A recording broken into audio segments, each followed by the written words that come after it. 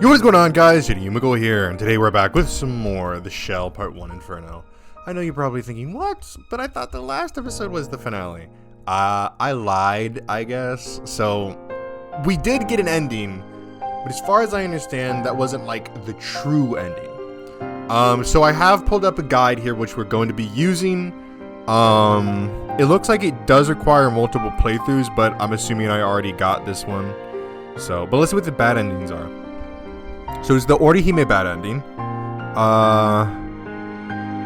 So I think we got that. Shugo. Yeah, we got that. Let me see. I wonder what we got.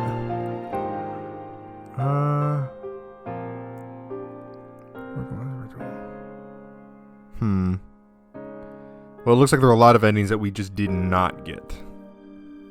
So, but that's why we're here. So, let me make sure that this is all good and dandy because there's a lot that I'm going to be going through.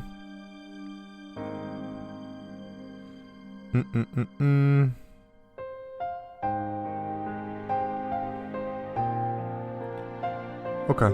Alright. So in that case, I think we'll just jump into it. Alright, let's do it.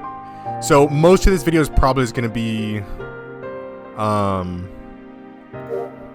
like random shit that I'm doing. Well, no, most of it's gonna be just skipping, so have fun with that.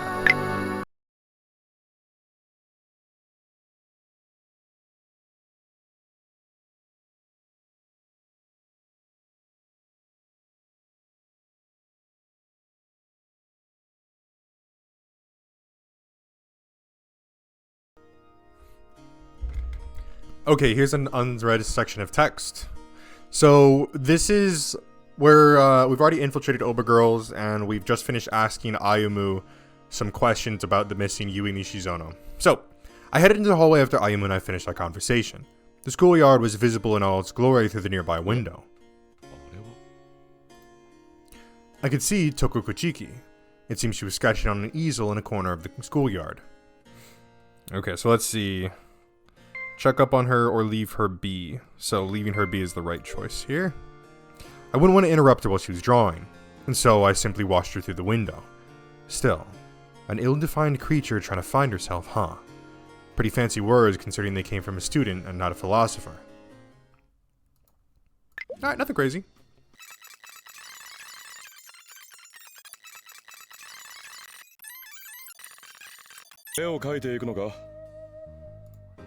Ooh, another unread section of text.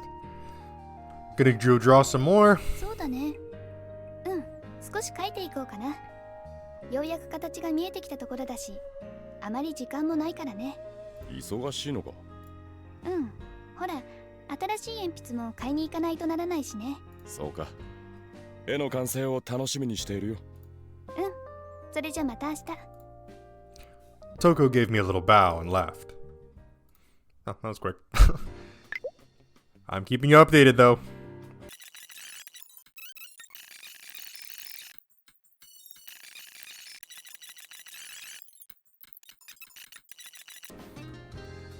Alright, here we go. Come to think of it, Toko had mentioned she wanted a new pencil. There was an art supply store just around the block, so I decided to get her one. I left the store with pencil in hand. It wasn't much, so I didn't foresee any issues with giving it to her. What next? Toko was waiting in front of the station when we got to Ueno. あ、先生、おはよう。きちんと来たんだね。当たり前だ。水原さんは？まだ来ていないみたいだよ。Really? Perfect timing then. It's now or whenever. この前、鉛筆がなくなりそうだとか言ってたよな。まだ使えないことはないんだけれどね。だったら、これを使ってくれ。I held out the box with the pencil I'd bought from Shinjuku. Toko speechlessly looked up, flabbergasted. どうした？いいの？何が？だから、もらってもいいの？おう、使ってくれよ。ありがとう、時坂先生。大切に使うよ。Toko nodded happily. Yippee! 全員そ Nice.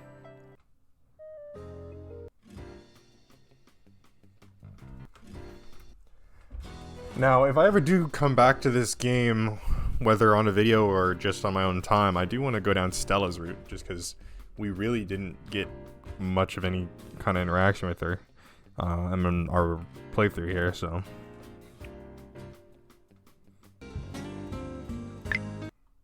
昨日時坂藩からもろって、ま、こんなとこやね。あと何ですか？情報もうずいぶんたまっとります。いや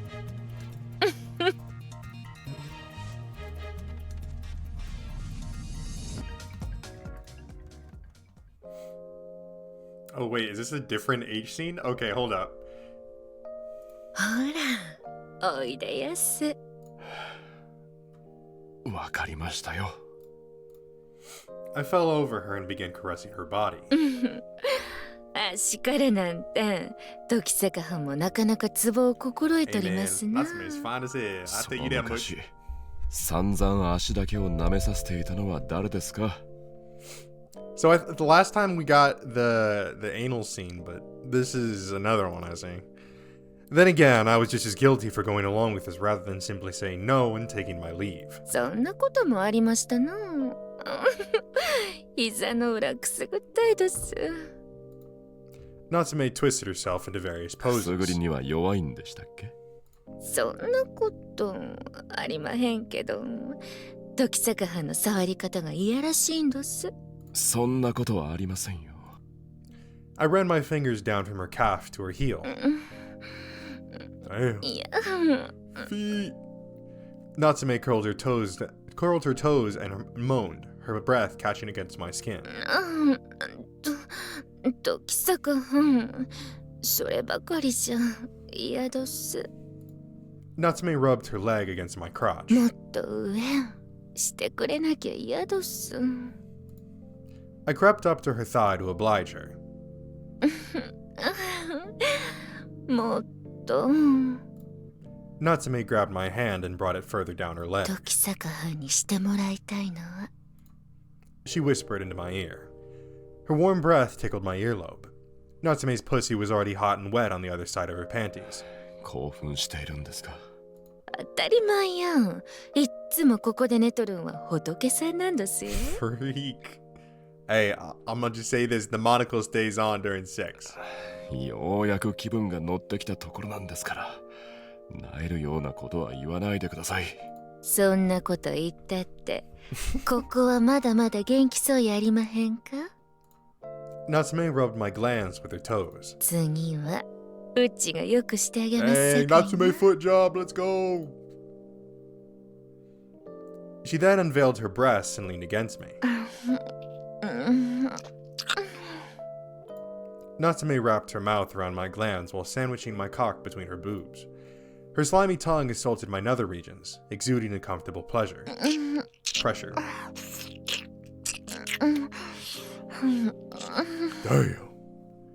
I knew she had some things on her, but goddamn. Saliva built up in her mouth as she loudly jerked me off. 時坂藩、エロ硬くなってますな。そりゃ最近はとんとご無沙汰ですから。飽きまへんきちんと処理せな。うちでしたらいつでもよろしおすえ。いや、 I like how he's so reluctant to like accept Natsume up on her offers like this, but then he is so willing and quick when a high school girl offers it up. こんな格好で言っても説得 Get 力あり behind ま bars, へ bro. ん。 Get this nigga behind bars, bro. Got me there. 一回出しときます。出して終わりでしたらすぐにでも出したいところではありますが。そんなわけありまへん。立たんくなったら無理やりにでも立たせてあげますさかいな。じゃあ我慢します。我慢できたらええけどな。Natsume wrapped her mouth around my cock and started sucking on my glands again. God, this game, the voice acting. It's a little bit too good. Her head bobbed up and down as her boobs rocked back and forth, my cock vibrating with pleasure all the while.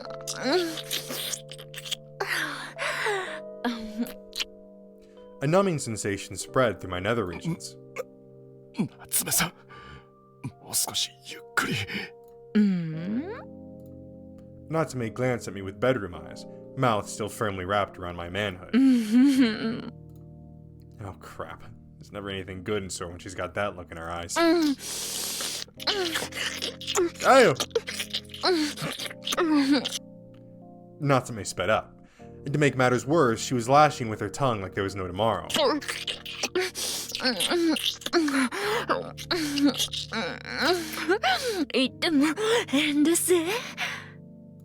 She kneaded my rod with her tits, shattering my resistance in a flash.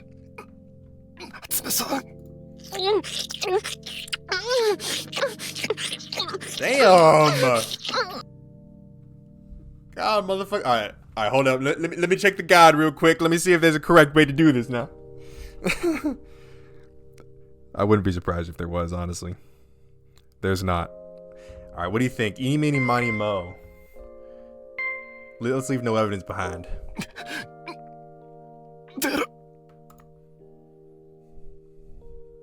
I finished right in Natsume's mouth without pulling out.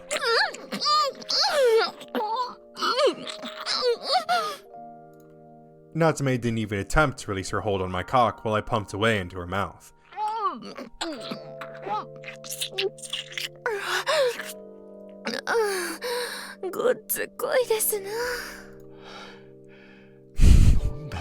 Did you swallow it? Yes, the fuck she did. Excuse me, do you know who you're talking to? 若さを保つお薬ですさかい。もったいのうて出せまへんえ。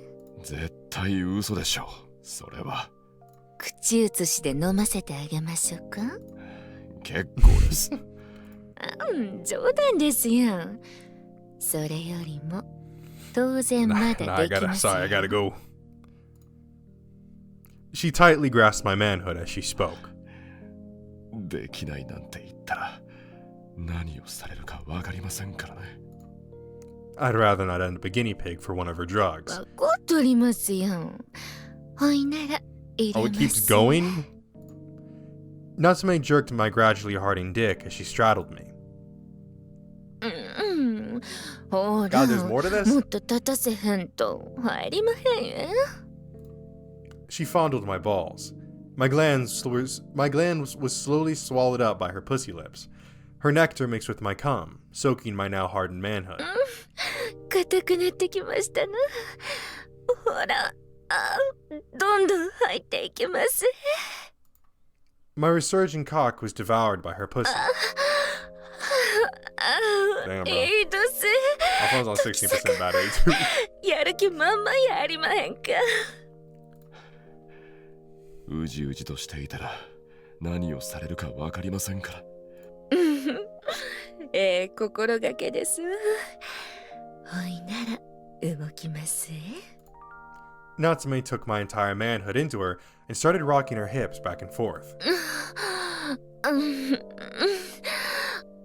Lewd squelching resounded from our genitals. いいです。She swung her hips while balancing her weight with a single hand. 夏目さん、そんなに動かれると。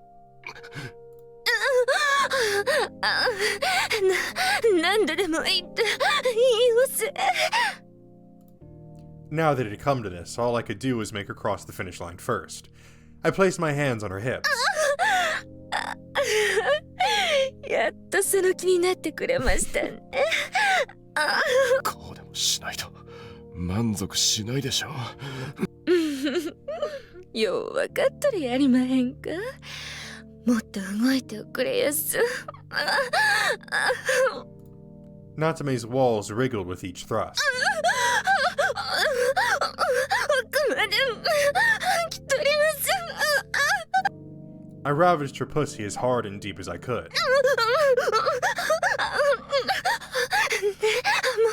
っと Like I said, the moniker stays on during sex.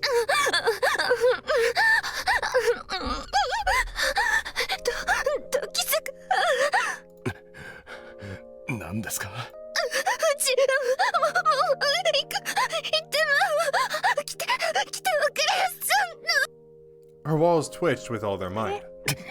そんな締め付けられたら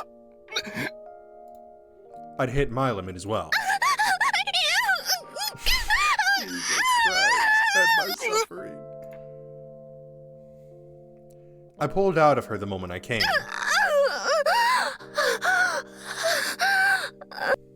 Natsume's shoulders heaved up and down.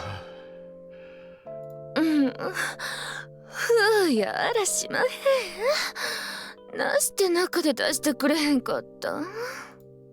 She asked as she resentfully played with my shrinking rod. そんな恐ろしいことできるわけないじゃないですか。 I'd rather die than be chained to her for the rest of my life. いけずやわ。そないにしゅうちゃんと兄弟になるんが嫌なの？いや、それも Well, no, あ I るん mean, ですね。 as part of it.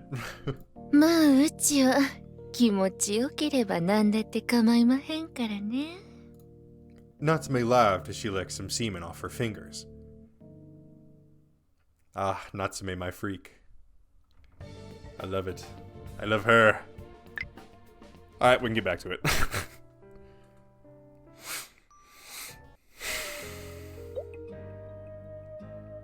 I went to the Takashido clinic. Natsume probably didn't have anything new for me, but I figured I might as well check. So we're doing this for the ID flag なんもあらしまへんえ。 That blunt declaration greeted me the moment I dropped in. そうですか。じゃあ俺はこれで。まあ待ちなん時坂藩。Damn it. I should have known better than to think I could escape that い easily. や、俺はこれでも忙しいから。そうは見えへんのやけどな。お菓子いただくくらいええやん。まあ。 I sat down, resigning myself to my fate. Natsume gleefully brought over a small box. さっきナナちゃんが気張ってな、お土産言うて持ってきてくれたんよ。たこ焼きですか。うまくもなし、まずくもなし。です。 Yet, in spite of that, Natsume stabbed a scalpel into a takoyaki excitedly like a kid with a new toy. 何してるんですか。はい。あメスをこっちに向けないでくださいよ。 Didn't her mother ever teach her not to point sharp objects at... No, wait, the issue is far graver than that. そのメスってあ。いつも使うてるやつやで。解剖に。勘弁してください。 Bro, come on, you gotta match her freak, bro. See, the way Reiji matches Natsume's freak is by diddling little girls. 新品なんやから心配あらしまへんのに。 Natsume ate the takoyaki off her scalpel like a pro. Almost like she used those in place of regular utensils all the time. No, surely she wasn't that crazy, right? なんや、時坂藩食わへんの？全部食べちゃってください。 We ball. そう？おおきに。 Natsume ate the takoyaki one after another. そういえば、どうして夏目さんは監察医になったんですか。 It was a question that had always plagued me. おや、聞きたい？ Natsume's eyes suddenly gleamed. Oh shit, did I just drop in a landmine? I'm scared, but I want to know. 聞かせてください。 That is a good question. I braced myself for whatever nonsense she'd spewed next. まあ、うちがこのお仕事始めた理由っちゅうのは簡単おっす。面白そうでしたからな。そんな理由ですか。 That's all the reason Natsume needs. I felt like an idiot for stealing myself. 他にもあるんおすけどな。合法的に人様の体を切り刻めるお仕事なんてこれくらいですやろ。いや、そんなこと笑顔で言われても。 I nearly shit my pants right there. でもうちに持ち込まれんのはいつも筋張ったおっさんばかりですやろ。せやからここ最近の若い子の体はバラしがいがありますのや。 I could only thank the powers above that she'd gone into a medical career instead of becoming the next Jack the Ripper. 今回は事件が都下で起こうとりますやろ。せやから監察医務員におったこともあって知識もあるうちが監察医に選ばれたんよ。 Well, if nothing else, at least she had her skills going for her. ああ、せやった。時坂藩に話しとかなあかんことあったんよ。 Natsume readjusted her posture after saying that. 何ですか。 Seemed like she was being serious here. あんな、ここでバラした仏さんなんやけどな。結局監察医務員の方でもう一回調べることになったんよ。なぜですか？ I couldn't imagine they'd do something like that without good reason. なんでもな、うちの鑑定結果に文句があるらしいのや。指紋鑑定からやり直してるらしいで。どっちの遺体ですか？最初のバラバラの方や。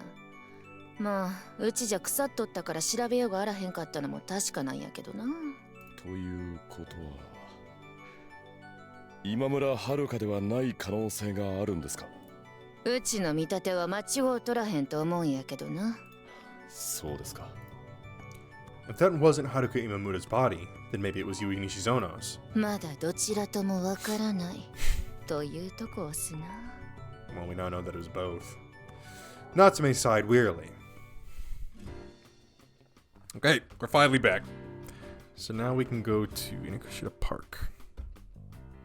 I think.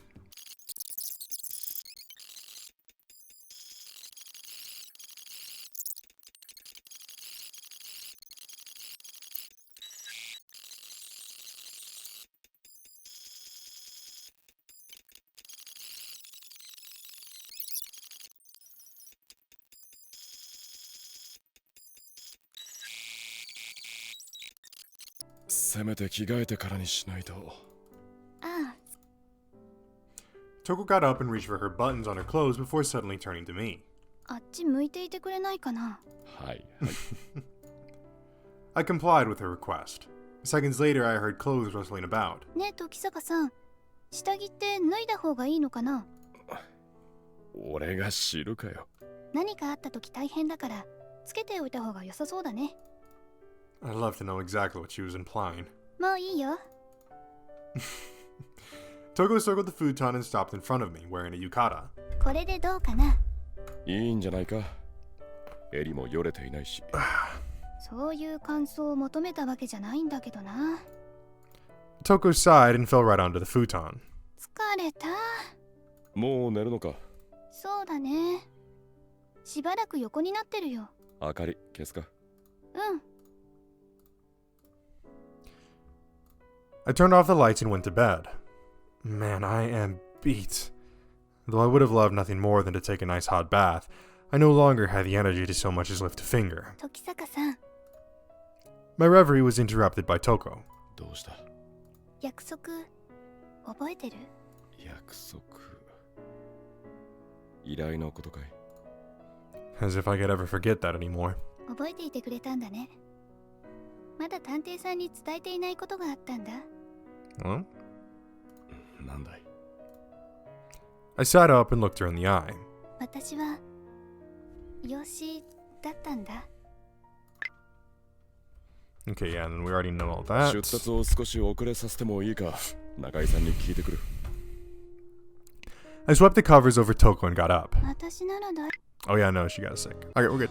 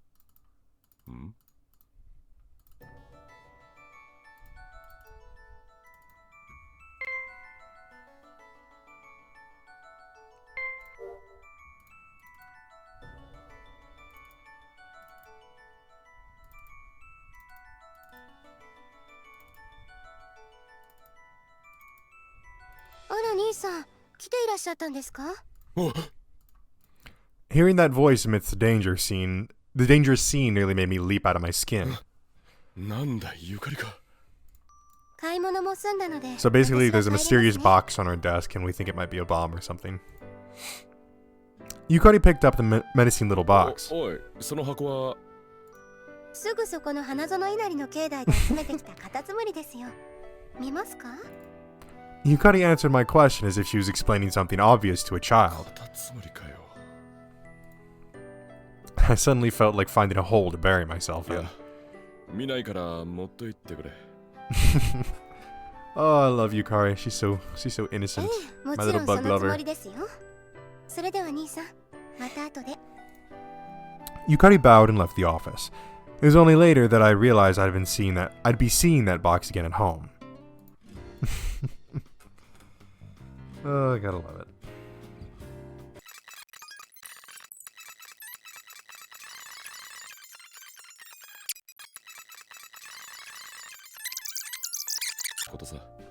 You know, I'm looking through this guide and I'm kind of realizing I'm going on a bit of a chastity run here. Well, I guess aside from Natsume. I guess I'm going on a non-jail placing run. Because it looks like there actually is H scenes with Hatsune of all fucking people. So I might actually do a little I might actually go back through and go through all these characters things here, because there's a lot of them. So I think it'd be cool to go over all of them. Anyways, 迷う暇なんてないんだけれどな。 because there's an H scene with Kyoko, which, listen, my two fucking favorite girls in this are Kyoko and Hatsune. Not fucking Kyoko, god. Horrific misspeak. Kyoko and Natsume. なんでもないよ。 Toko went right back to her sketching. For a while, I simply stayed there and watched her face, framed by the setting sun.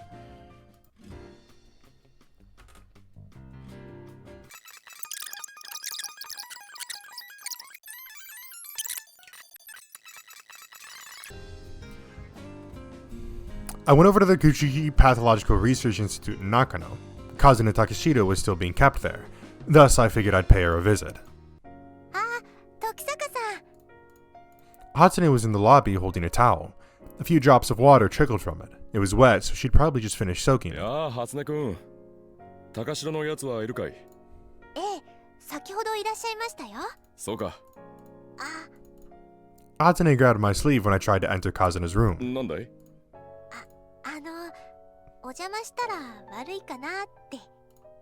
She mumbled and hung her flushed head. なに、気にすることないさ。 I knocked to be safe and opened the door. Shugo the dumbass bent back while Kazuna dove under the covers. 何をしてたんだ？いや、何なことは何もしてないぞ。そうですよ。こんなとこで何もするわけないじゃないですか。 Bruh, this fucking couple. カズナさんは身重なんだから、ほどほどにな。わかってるさ。 Oh lord. だいぶ良くなったようですね。もうすぐ退院できそうです。 You're freaking in the hospital. それは良かった。 I was worried this could have ended very badly for her, but it seemed my fears had been unfounded. 時坂、ありがとうな。よせよ。お前に改まって言われるとなんだかこそばよい。お前のおかげで俺たちは助かったんだ。 Shugo bowed deeply to me. Or she just bowed me. Shugo's shoulders shivered. 元気な子供が生まれるといいな。 I gave Shugo a firm tap on the shoulder. Nice. Let's see.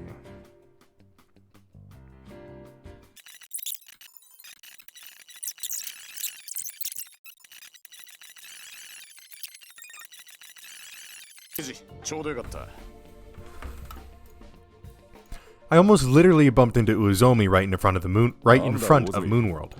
いや何管理官殿の話をちょっと小耳に挟んだんでね。 Oh あ yeah, いつとやり合ったんだろ Yaginuma. そんな派手なことはしてねえよ。少々訓示を与えてやっただけさ。よく言うぜまったく。とりあえず中に入るか。 Uzomi and I entered Moonworld at his urging. いらっしゃい。あら、時坂タカ君、忘れ物？違うよ。こいつに会ったんでね。I gestured to Uzomi as he bumbled in. あら、魚住君もいらっしゃい。おう、奥借りるぞ。 Uzomi shambled for the table, donning the same stone-faced mask as always. This guy, I swear. 京子、コーヒー2つな。I sat down across from Uzomi after giving my order. で、なんだ？ああ、八木沼管理官の大学時代の友人にケンジがいてな。そいつから聞いたんだが。Oh. I guess we'll get the rundown? Oh, here we go. Prior to the war, Ryoichi Yaginuma's father was a prominent prosecutor. In addition to him, Ryoichi lived with his mother, who taught at a prestigious school, his considerably older brother Kenichi, and Iriko, his sister, 3 years his senior. His parents frequently compared Ryoichi and Kenichi, while his brother gladly lapped up their praise. As such, Ryoichi always felt inferior. However, his sister was the one person who had never joined in. She would scold Ryoichi, but never did she compare him to Kenichi. Thus, Ryoichi loved his sister dearly. Ryoichi's father was a public prosecutor, and he was extremely good at his job, to the point where he was known for resorting to any and all dirty tricks in the name of building a case. Never once did Ryoichi see his father smile. In fact, the man was hardly home at all. Ryoichi was sure that that had made his mother lonely. Perhaps in her heart of hearts, her love for her husband, who neglected his family, had all burned away. Whatever the reason, she started an affair with a fellow teacher. Unfortunately, everything went wrong due to that one simple mistake. Ryoichi's mother became pregnant with her lover's child. His father divorced her in a fit of pure rage. Ryoichi and his siblings ended up in his custody. Their mother had lacked the financial means to raise them after all. Now all by himself, their father fell to ruin. And the fact that he'd been repeatedly accused of unjust courtroom tactics by communists around the same time certainly played a big part in his downfall. He'd used the power of the prosecutor's office and the special hire police to hush up the allegations, but now that it had been tarnished, his name would never be cleared. So Ryoichi's father descended into alcoholism and started beating his children. Kenichi had been clever. He never defied his father, knowing what would happen should he incur the man's wrath. As such, Ryoichi and Eriko ended up the main targets of his abuse. Every time he beat Ryoichi for no reason, Eriko would always take the blows in her brother's stead. However, the kinder she was to Ryoichi, the fiercer their father's fury blazed. Eriko was a beautiful woman who was nearly identical to her mother. Her father must have been jealous, for it didn't take long for his abuse of her to turn sexual in nature. Yet Eriko put up with it all. She was strong. She knew the more she endured by herself, the less mistreatment her little brother would have to suffer. And indeed, their father stopped beating Ryoichi so much. However, that was only because the man started directing all his resentment at Eriko. All Ryoichi could do was close his eyes and cover his ears to the rape that occurred night after night. He'd been too young to even dream of defying his father. It wasn't long before Eriko became pregnant with her father's child. Gee, motherfucker, what is... Goddamn, bro. Goddamn. I mean, we already have incestuous shit going on with fucking the Kuchikis, and now we got incestuous shit going on with the Yaginumas? We have incestual shit going on with the Kuchikis. Weird ass sisterly obsession going on with the fucking with Yui, with the, what is the name, Yui Nishizune or something like that, with Yui and her fucking brother and Kusaka. I mean, and now these motherfuckers, bro. In turn, that man's irrational anger drove to further violence against her. He'd rape her despite her pregnancy, kick her stomach, punch her face. In the end, he broke Eriko. Ryoichi was the first one to find her hanging from the beams of their home. It had only been a few minutes since her suicide attempt, but she was immediately brought to the hospital and her life was consequently saved. However, she'd suffered brain damage brought on by hypoxia. A later investigation found strangulation marks beneath the rope burn on her neck, but unfortunately her father had used his authority once again to have the case covered up. This had all happened back in November 1941. Currently, Eriko Yaginuma was hospitalized at the Kichiki Pathological Research Facility. Ryoichi was and had always been the only visitor to her during those 15 years. His father had eventually been arrested by the Special Hire Police under vague charges of violating the Peace Preservation Law and died in prison. There were rumors that he'd lost an internal dispute. Thus, Ryoichi Yaginuma began wearing a mask so that no one else ended up like his sister. He played the part of a man who trusted no one, never let anyone in, never relied on anyone, and would achieve greater heights than anyone. For if he stayed alone, then no one else would get hurt defending him. Jesus Christ, man. Jesus Christ, man. こういうことらしい。 What the fuck, dude? The air between me and Uezomi was grim and solemn. まあ、本当のことかどうかは誰も知らんがな。ふざけたやつだな。I sighed with a hint of exasperation. Still, I was surprised that the Kichiki Pathological Research Institute had come into play yet again. 何にせよ、管理官としての腕は確かだ。ここ数年の検挙数は群を抜いている。従っていて間違いはないというところか。さあね、やり方に納得いかなけりゃ勝手にやるさ。言うね、不良警官。うるせえ、こっちから守るもんもねえんだからよ。守るものを作ればいいじゃないか。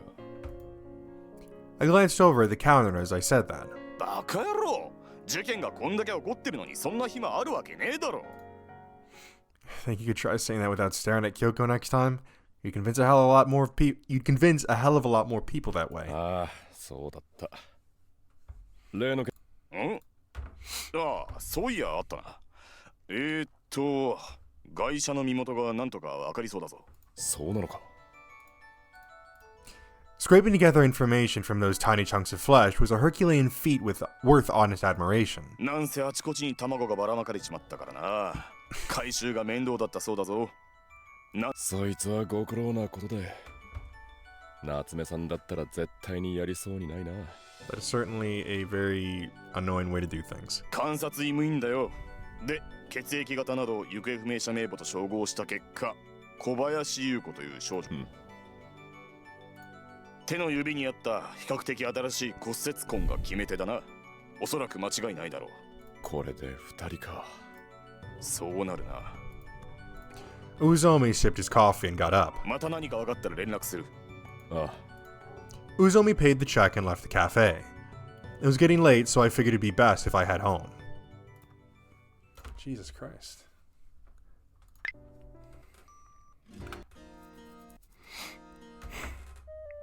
Well, I'm glad that I found out that backstory, because fuck me. Okay, let's see.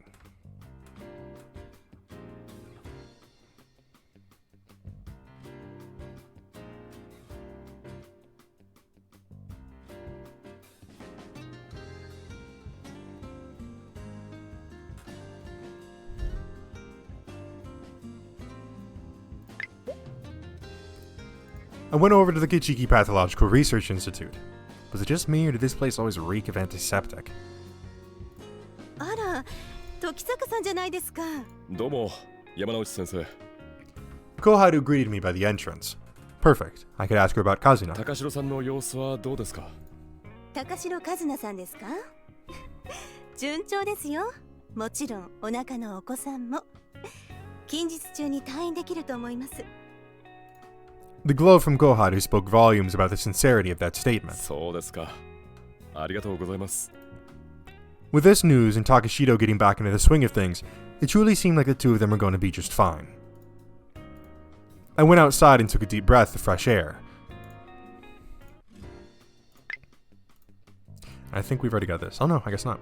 I stopped near the school gates. Students were quietly making their way back home. However, there was someone extremely fishy in their midst.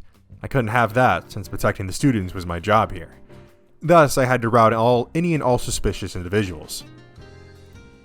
I circled around my target so he didn't notice. His attention was still fixed on the school. Damn, his skills really had gone to shit. I was seriously shocked I'd managed to get this close without being detected. I lifted my leg and kicked him right in the back. 何してるんだ、こんなところで。I swear we've already gotten this one before. Takashido managed to regain his footing after stumbling a few steps and turned around. 何すんだお前は。だからそれはこっちのセリフだ。人の勤務先で何してる？ No way we haven't gotten this. I swear to God we've gotten this word for word. 仕事だ仕事。ああ。そういえば人探しがどうとか言っていたな。依頼の内容を話せるはずがないだろ。うん、違いない。だが、俺の方が詳しいと思うんだがね。そうかもしれんが。いや、いい。まだ俺一人でできるさ。それならいいんだが。He was probably trying to get his detective groove back. In that case, it would be best to leave him to his own それじ devices. ゃ頑張れよ。あ I ditched Takashita and waited until I was far enough before taking another look back. The guy was still scanning the school from the shadows. All I could really do was pray no one called the cops on him.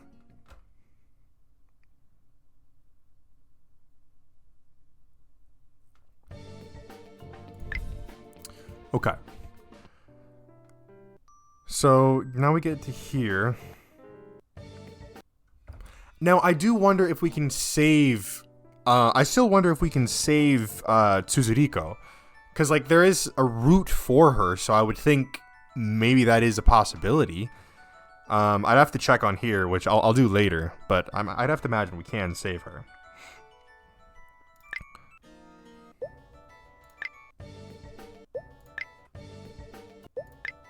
そうか。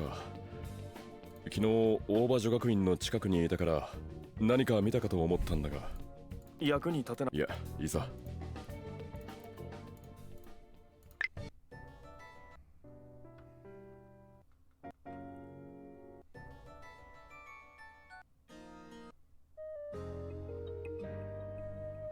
そうだ時坂さん、私が描いていた絵なんだけど、ようやく描き終わったよ。へえ、それは良かったじゃないか。うん、時坂さんのおかげだよ。見せてくれるのかい？もう少ししたらね。そうか。じゃあ、楽しみにしているよ。And so I led her back to the Kachiki residence hand in hand. Oh, it seems to be pretty simple. Okay, let's see.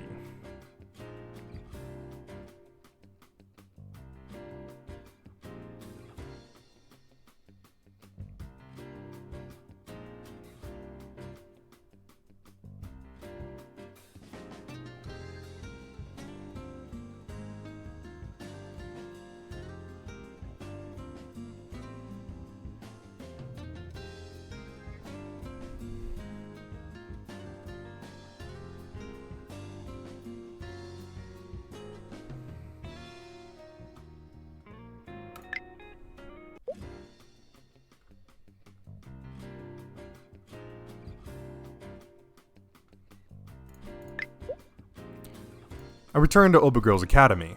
There were hardly any students around, probably because it was a Saturday. The few that were seemed to be leaving in groups. I spotted a crestfallen Toko walking by herself amongst them, hanging her head. Toko gasped when she looked up and saw me. However, she quickly trained her eyes back on the ground and attempted to slip right past me. 水原さん、何ですか？誰かと She hates 一緒に me, bro. 帰った方が。トーコがいないのに、一体誰と帰ると言うんですか？ Toko interrupted me, her voice laced with acerbity. トーコがいないのなら、私は一人で帰るしかないじゃないですか。俺が送っていこうか。結構です。失礼します。 Toko shoved me aside and strutted over to the bus stop. Well, I guess she'll be fine as long as she takes the bus. Still, she seemed really on edge. Was it because Suzuriko had died? No, it was probably just because Toko wasn't at school.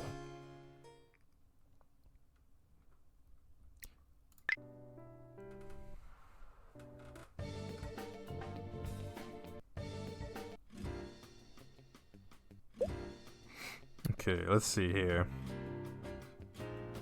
What is this, the 7th? Yeah. Wait, what's the date? Oh yeah, 4/8, okay.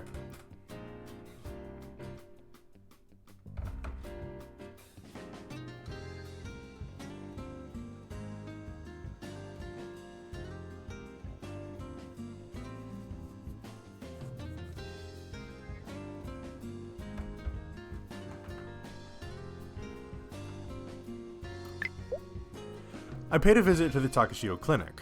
Part of me was hoping they'd learned something by now. なんもありまへん。 Bruh. Natsume said that the moment she saw my face. 警察もですか。そっちはあんま知りまへんけど、卵に入っとった事件と今回のバラバラ、関連があるかないかで揉めてるみたいどす。関係あるとすれば、被害者の年代が近いということくらいですよね。だがそれは前回の事件とも同じ。それよりもどっちの件でも遺体の死死しか発見されていない方が重要やね。これは死体の生き方法を変えただけとも言えるですやろ。そうですね。案外卵に詰めるのがめんどくなったのかもしれまへんな。それだったら最初の一人で気づくでしょう。The first two victims were stuffed in eggs, while Suzuriko, the third victim, was simply tossed away without any such ceremony. But why? What significance did that shift in tactics hold? Interesting. Alright, Shinjuku. I went to Shinjuku. Oh, yep, and then we find this motherfucker. Okay. Go to Moonworld. Go to Inokashira Park. Only plays. Okay. So I guess we go to Inokashira Park. The train car rumbled with clatter. A girl set her elbow against the windowsill, a gloomy expression dominating her countenance. She was crying. However, she didn't so much as make a peep. Instead, she simply stared out the window with tears rolling down her cheeks. It seemed she hadn't even noticed them. 私は The girl suddenly opened her mouth. 私は自分がわからなくなってしまった。 She hung her head. Her tiny hands clenched into fists. The veins on their backs bulged considerably. 逃げてきたんだ。 The girl continued her soliloquy in the faintest of voices. 瞳子という存在は本当に私自身を示しているのだろうか。 The girl voiced her question aloud. She was alone. She had no companions in sight. She'd boarded this train all by herself. It was pitch black outside. Street lights zoomed past from time to time. Where in the world was she headed? The train suddenly rumbled as though it had been hit by an earthquake and began to slow down. That screeching of metal accompanied the announcement that the next stop was imminent. The girl stood up and gave me a light bow before trudging down the aisle. Huh. Interesting. I wonder who I can only imagine that perspective. I mean, the perspective was either random, but considering they made a whole point of, they bowed to me, makes me feel like maybe that was Shin Katsuragi. The night sky was stunning in its beauty. Toko spread her arms and bathed in the moonlight. It almost felt like it was imbuing her with the strength to live. Toko dipped her bare feet into the lake before her. Though somewhat cold, it served to rouse her hazy mind.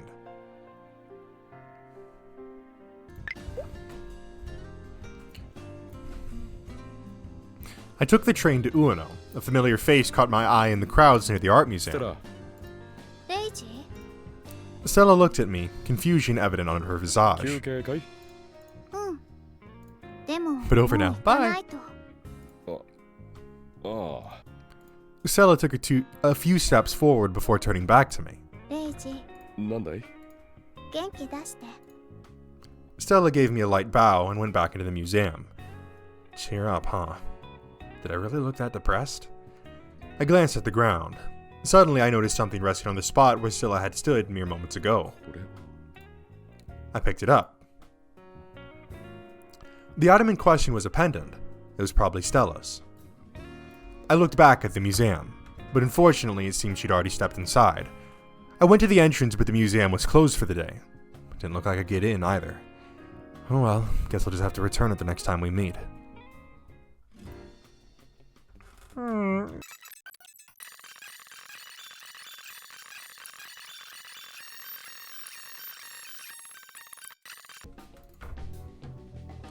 Oh, well, here's the painting that she's been working on. What'd she draw? I reached out toward the cloth, but quickly withdrew my hand. She said she wasn't ready to show it to me yet, so I had to wait. After all, she'd probably be mad if I peeked. Besides, finding her medicine came first. Huh.「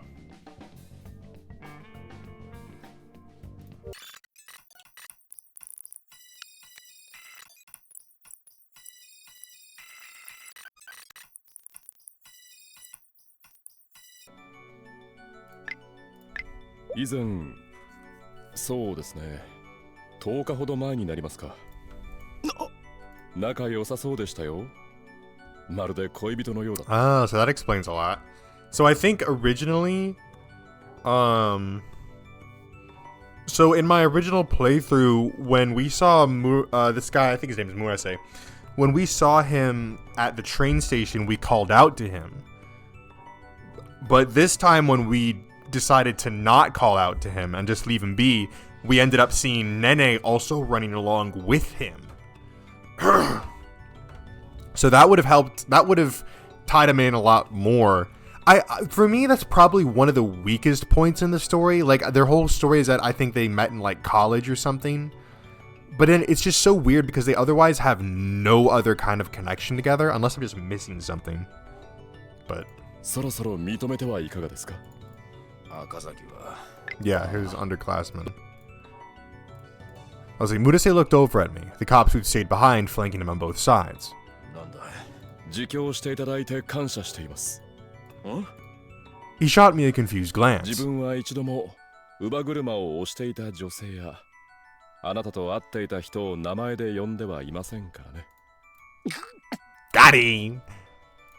Murase's eyes widened. 少しでも軽くなるといいですね。 The good doctor shot me a hateful glare as he was taken away. Nice.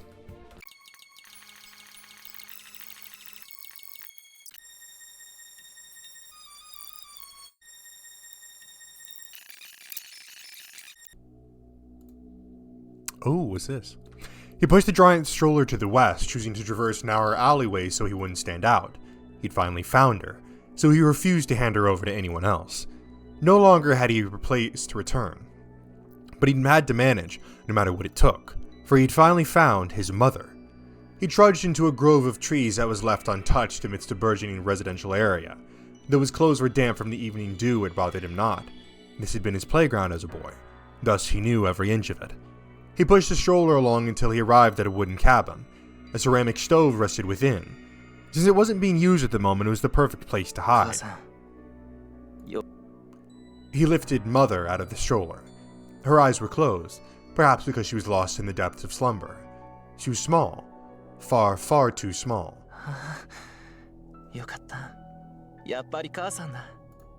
He flashed a relieved grin when he saw her limbless body. He grabbed the clay piled up on the straw mat by the wall and began kneading it. His first order of business was building a shell. His mother was girl in shell, so she had to reside within an eggshell, otherwise she'd never smile. The one sleeping in the stroller wasn't Mother just yet, so he had to mold her properly. Man, this dude a freak, man.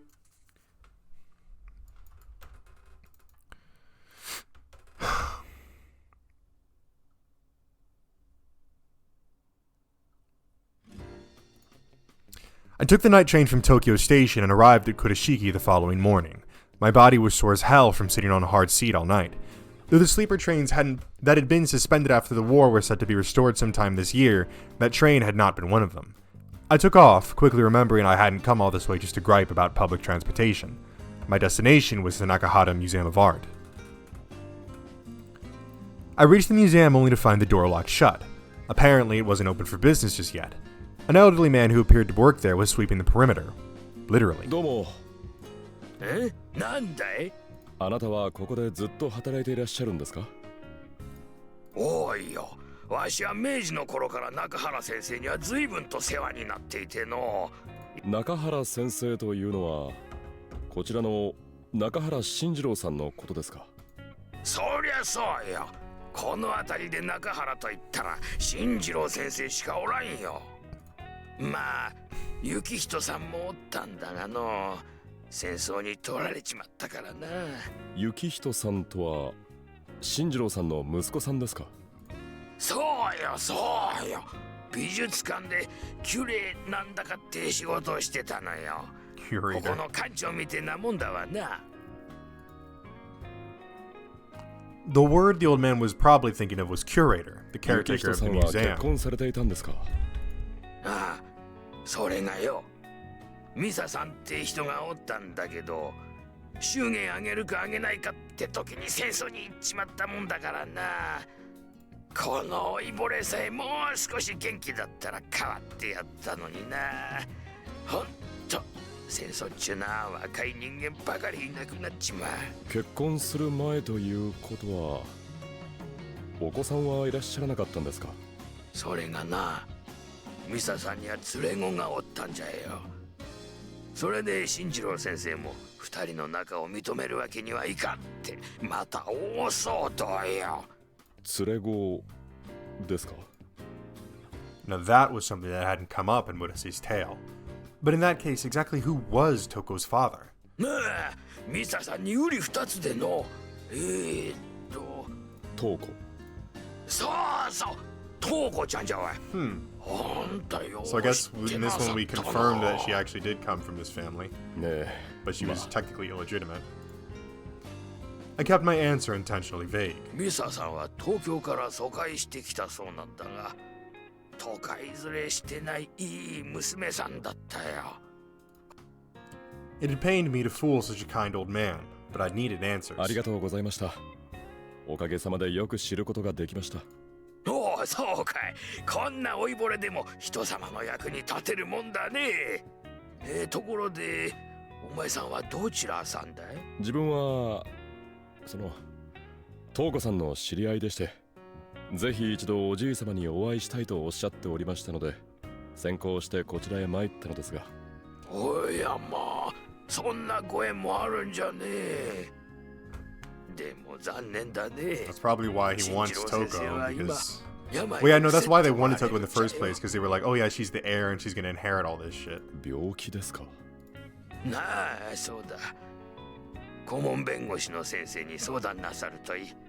きっといろいろと力になってくれると思うよ。弁護士の方ですか？開館したらきっと来るだろうよ。ここの管理もしている先生だからね。そうですか。ありがとうございます。大変助かりました。いいってことよ。 I gave the old man a curt bow before taking my leave. Eventually, I found a comfy bench near the station to review everything I'd just learned. The juiciest slice of information from the talk was the revelation that Toko was not blood to the Nakaharas either. This Misa was all but certainly her mother. However, I hadn't expected to come all this way only to still be in the dark about her father's identity. The old man said Misa had evacuated her from Tokyo. If so, did that mean Toko's father was from there? It would help if I had a few more details to go off. At the moment, asking that lawyer seemed like my best shot. Then again, since I needed to know about stuff that happened before Misa arrived here, there was a chance he couldn't help me. I went back to the Nakahara Museum of Art at noon. The old man from before was no longer around. He was probably off sweeping elsewhere if I had to guess. I went in and found an Asian man with an attorney's badge sitting on a sofa near the reception desk. 申し訳ありません。少々お時間よろしいでしょうか？あなたはどちら様ですかな？ The man gave a surprised look for a second before sizing me up, a hint of suspicion in his eyes. Not that I blamed him, of course. 東京からやってまいりました。探偵の時坂と言います。探偵ですか？ええ。朽木東子さんをご存知ですね。I didn't miss the tiny gasp that passed through the lawyer's lips. 彼女から依頼されてまいりました。こちらの身元については東京警視庁が保証してくれるでしょう。時坂さんとおっしゃいましたね。何を調べていらっしゃるのですか？彼女、東子さんは自らの出自を明らかにしてほしいと依頼してきました。こちらの中原進次郎王が祖父にあたるという情報を得ましてね。The lawyer listened with his head hung slightly. あなたはそのことを東京の朽木病理学研究所で村瀬という医師に話してしまいましたね。それは。 His face warped with panic for the first time during our conversation. それでこちらに来られたのですか？きっかけにはなりました。彼女から依頼を受けたのは3月の頭です。先月末にはこちらの美術館へも彼女と共に訪れたのですが、どうやらその時に彼女が目撃されていたようですね。母親のミサさんと瓜二つだそうですから。あなたのおっしゃる通りです。先月の26日に美術館の職員からミサさんとそっくりな女性を見たと聞きまして。 The lawyer, probably realizing there was no more point in holding his tongue, started coming clean. すぐに娘の瞳子さんだと思いました。それで翌日駅前にいたところを写真に収めたのです。 Oh, and then I think that would explain it because Shugo had been,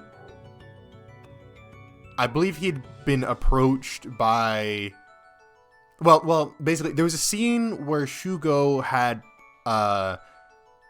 pulled out like a photo that was me and Toko together, and so he was like, you know, man, and he didn't show it to us, but it was kind of like just in his private like thought process, but he was like, man, you know, I don't know what you're getting into, Reiji, but you know, it's not my business. So it looks like they saw us at the museum here together, which this is something that I had no fucking idea about. Like, I know that the picture was mentioned, but I didn't, it was just kind of like, okay, here's a picture, and then what does it have to do with anything? But now we're getting the context for that. So they had spotted us in the museum, taken a picture of us as we were leaving, and then presumably hired Shugo in Tokyo to track her down. なるほど。 That explained why he'd been surprised to see me then. 私どもも瞳子さんの行方を探しておりました。断片的な会話から東京から来ていると予想はできましたので、中原家と親交のあった出雲の綾崎家の紹介で東京の探偵に捜査を依頼したのです。それで彼女が朽木家にいると知ったのですね。しかしなぜ今さら。 That was a good question. Why now? 進次郎さんが今までの償いとして瞳子さんへ遺産を渡すとおっしゃったのです。待ってください。今までの話を聞いていると、進次郎さんと瞳子さんに血縁はないものだと。それで邪険に扱ったことへの償いですよ。進次郎さんはお二人の結婚には最後まで反対されていましたから。戦争中で世間の目もありましたからね。どこの馬の骨とも知れぬ男との子供を連れた嫁など認めるわけにはいかなかったのでしょう。大きな家ほどそういった部分には厳しいでしょうからね。進次郎さんは幸人さんが亡くなられた後、随分と悔やんでいたようです。他にお子さんもおらず、 So he felt sorry for 後継ぎ her もおりませんでした once he から。 realized, oh shit, I don't got nobody to give my shit to, bruh. 結局幸人さんと美沙さんは結婚されなかったのですか。ええ、表向きには。ですが、幸人さんが出征なさる際、籍だけは入れたのです。おそらく何か予感めいたものがあったのでしょうな。その後美沙さんはどうなさったのですか。幸人さんの出征とともに群馬にある親愛修女会という施設へ行かれました。その後のことは分かりません。群馬の親愛修女会ですが、そこまで分かっていて、なぜ今まで瞳子さんを探すことができなかったのですか。養子に出されておりましたから、無用な混乱を避けるためにも養子先は教えられないと言われまして。そうですか。なるほどね. Needless chaos was indeed the perfect way to describe the debacle that had occurred as a result of this news coming out. 時坂さんは瞳子さんと親しい。 Not in this universe, we're not, because I didn't fuck her in this universe. ええ、 I've only fucked other consenting adults. In fact, we were the non-consenting party in that fucking. 彼女は元気ですか。以前朽木さんの家へ伺った時は何か元気がないようでしたから。それは。I was torn over whether to tell him the truth or not. Alright, let's see. Be honest or lie. Let's see what the guide says. Alright, Shinji ending scene 2 only plays if you possess the Shinji ending flag. I don't know if we do, but it looks like it's not. It does not look like it's like specific here. So it doesn't look like this is a critical choice. I don't think it really matters either way. Let's just be honest. Why not? 実は現在瞳子さんは事件に巻き込まれていまして。それはどういうことですか。まさか遺産 Surprisingly, no, the inheritance talk isn't necessarily to blame. それがきっかけになったかもしれないというのは否定できませんが、全く別の事件でしょう。そうだったのですか。ではこれで失礼いたします。本当にありがとうございました。ええ。トコさんのこと Well, は at the very least, ぜひよろし this くお願 seems い to いたし be ます。 somewhat genuine coming from the Nazahara family. So I'm glad that it's not. Listen, all the families here are so fucked up, bro. Like, there are so many family, like, you know, let's run through it real quick. So with Yukari and Reiji even, right? So with Yukari and Reiji, their parents are dead, and then obviously Reiji is like forever haunted by his ex-wife who was brutally murdered by a serial killer while she was pregnant. You have Toko Mizuhara, whose, you know, dad died. She fucking hates her mom. She hates everybody in the world except Toko. And her mom is, you know, just struggling to get by, owes a shit ton of debt to fucking debt sharks, and is constantly hiding from them. And then her daughter believes that she's this like unloving whore. You have obviously Toko's family, who it's all kinds of fucked up. I mean, so Toko was adopted by I forget her name, but Toko was adopted by her mother here. But then her mother has this incestual, like, unseen out love with her like, I forget if it's her brother or her cousin or something. So their parents don't want them to get together because obviously they're fucking related. So they have this like weird incestual dynamic going on. Then even you know, Toko's supposed biological family has shit going on, the Nazaharas, where like, oh, I don't want my son marrying this woman who has some other guy's child, but then after my son dies in the war and, you know, the wife moves off to some convent, now all of a sudden I have a change of heart. And I mean, and I guarantee you there's some families that I'm not fucking remembering right now. So I mean, there's a lot of fucked up people in this. わかりました。 I nodded and left the museum. I checked the train schedule once I returned to Kurashiki Station. It didn't seem like I'd reach Tokyo today even if I took the next express and transferred to Osaka. That aside, my next order of business once I got back was Gunma. The Sisters of Benevolence were my only lead. Tracing Misha's footsteps would likely lead me straight to Toko's origins. However, I'd have to check how the search for the young lady herself was going first. It'd be great if they'd found her already, but if I were a betting man... No, I had to have some faith in Yaginuma. At any rate, homeward bound it was. I'd take care of my duties once I got back to Tokyo. It's so fucking cold in my room. Alright. Oh, no. The shell was complete. He lifted Mother from the stroller and set her in the center of her new vessel. これでどうだい母さん He'd believe she'd smile. However, she didn't so much as twitch. 母さん Why won't Mother smile? The side of her inside the clay egg matched the girl and shell of his memories perfectly. So why?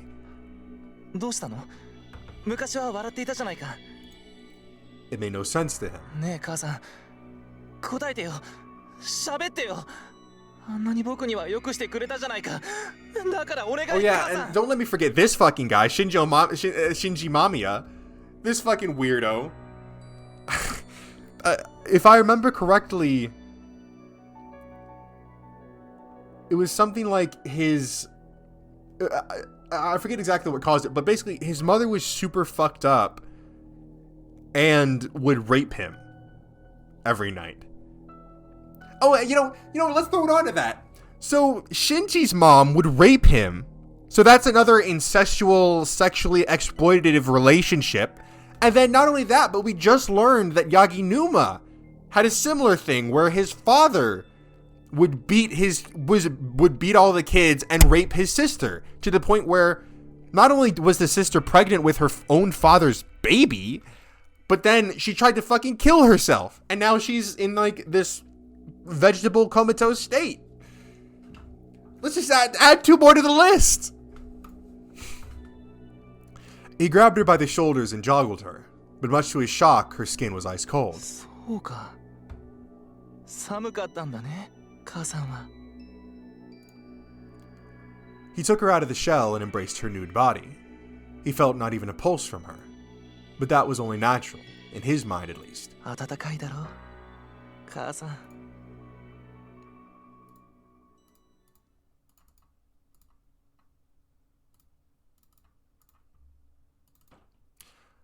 I got off the night train at Tokyo Station and took the Yamate line to Ueno. There was something I wished to clarify regarding what I'd learned back in Kurashiki. Thus, I left the station and made a beeline for Takashiro's agency. Takashiro, いるか? I showed myself in and saw Takashiro reading a newspaper on the sofa. どうした時坂？何かあったのか？ He put down his newspaper and turned to me. お前、以前に人探しの依頼を受けたと言っていたよな。ああ。だが終わったとはいえ依頼の内容を話すわけにはいかないぞ。詳しい内容はいらない。お前が探し回っていたのは朽木塔子だな。言えないな。Shugo shook his head. だろ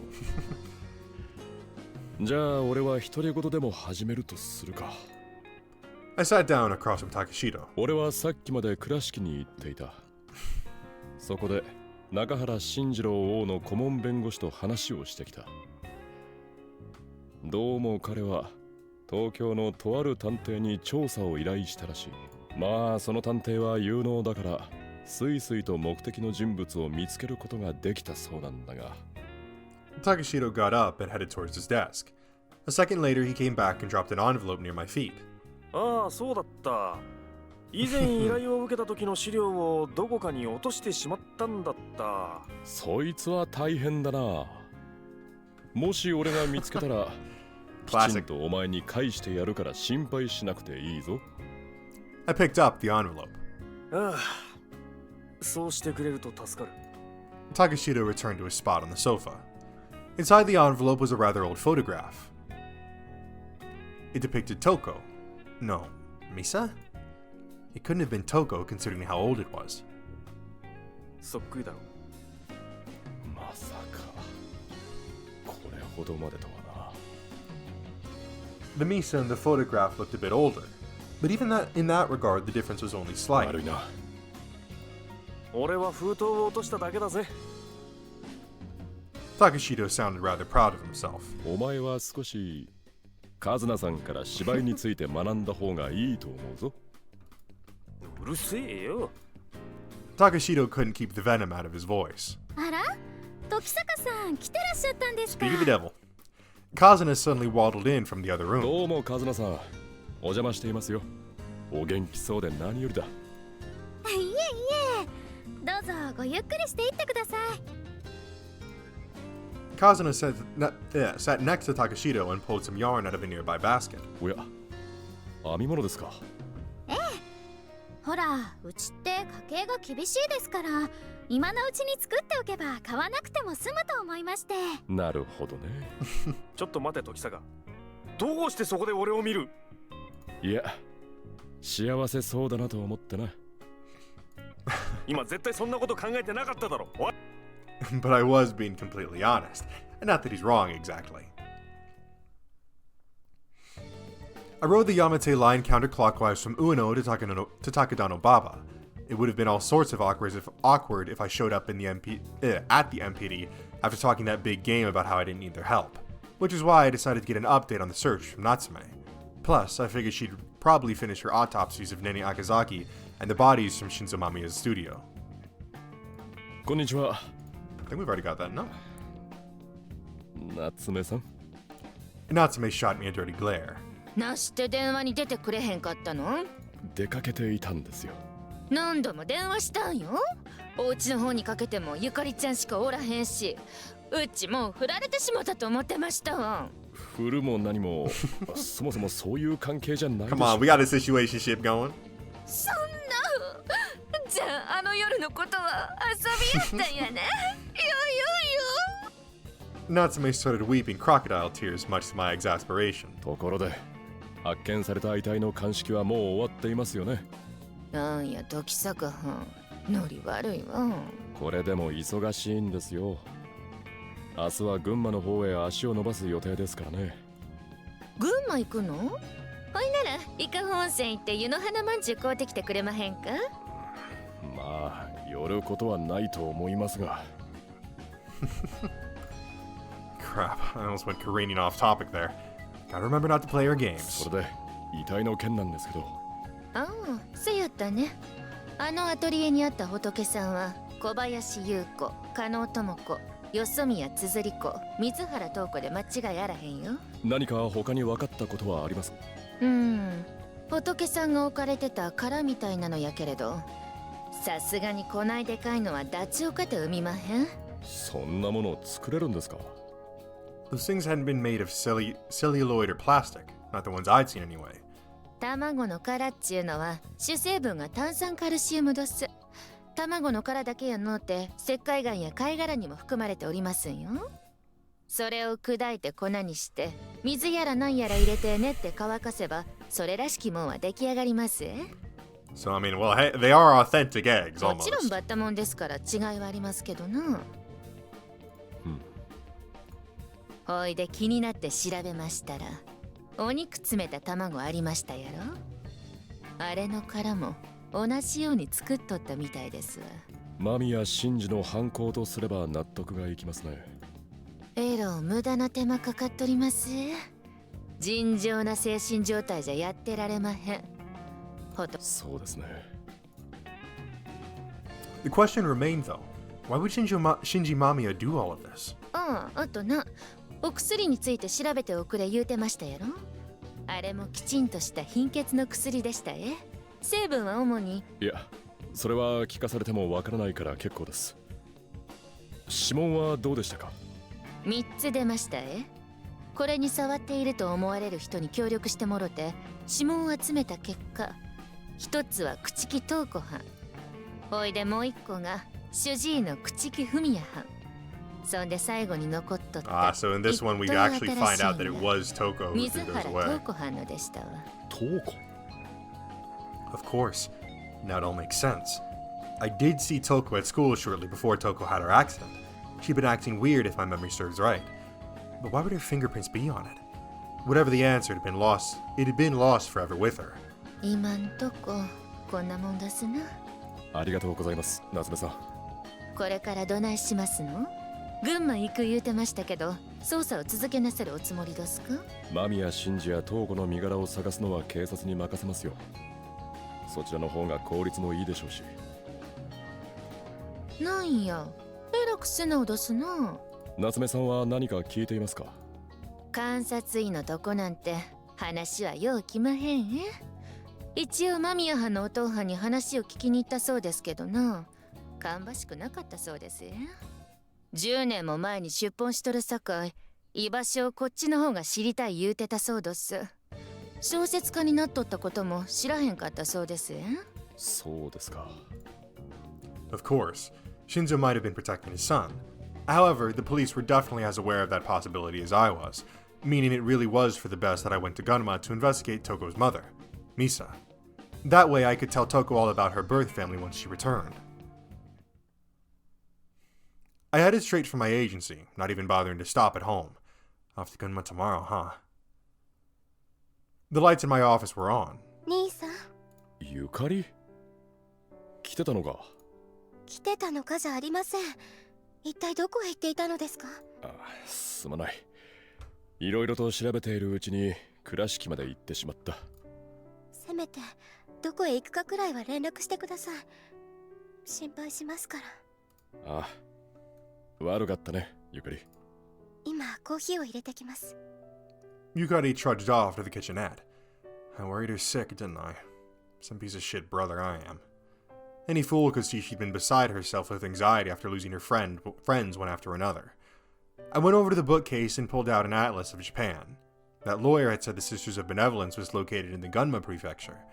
As such, I also retrieved a phone book for businesses in Gunma. I had more reference materials like this than I could ever begin to count. With those in hand, I went back to the sofa and flipped through the phone book. 親愛修女会。これか。It seemed my concern that they might not have a phone had been unfounded. I jotted down the address listed in the book and checked the 群 atlas. 馬郡室田町。春名湖の近くか。 Google Maps before Google Maps, eh? I could probably take a train over there, then a bus or something. カステラも買ってきましたよ。 Yukari returned with refreshments in hand. ありがとう。 Yukari's coffee had a very bitter kick to it. ここも掃除しておきました。ユキコさんの写真も埃だらけになっていてかわいそうです。 Yukari sat right next to me, setting the picture frame in question on her lap.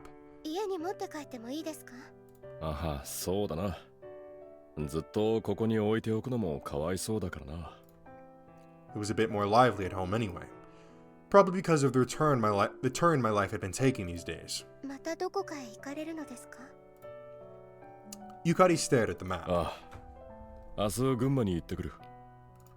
群馬ですか？何か土産はいるか？いいえ、兄さんが無事に戻ってきてくださればそれでいいです。 God, Yukari is such a great sister. 帰ってくるさ。特に危ないことはないからな。だといいのですが。 Yukari's face remained scrunched with worry despite my assurances. そう、心配するな。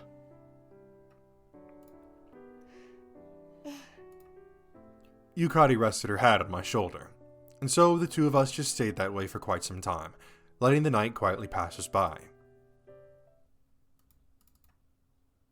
Well, ain't that just the sweetest thing? Oh, she wouldn't smile. He embraced her ad nauseum and kept calling out to her, but nothing changed. Eventually, ああ、そうか。彼女はそうしたじゃないか。だったら僕にもできるはずだよ。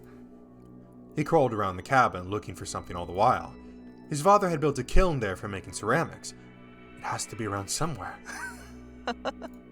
Found it. He spotted a cracked black jar of fine craftsmanship. Apparently, his father hadn't been pleased with the finished product. It was the perfect size, almost as though it had been made for this very purpose. Next, he lifted a hatchet made for chopping firewood. Though it was rusted, he was already used to hacking things up by now. He placed the blade against the neck of the girl on the ground, then... 母さん、僕と一緒に旅をしよう。 Oh, fuck. Well, I hope that wasn't who I think it was. Oh, that is so bright.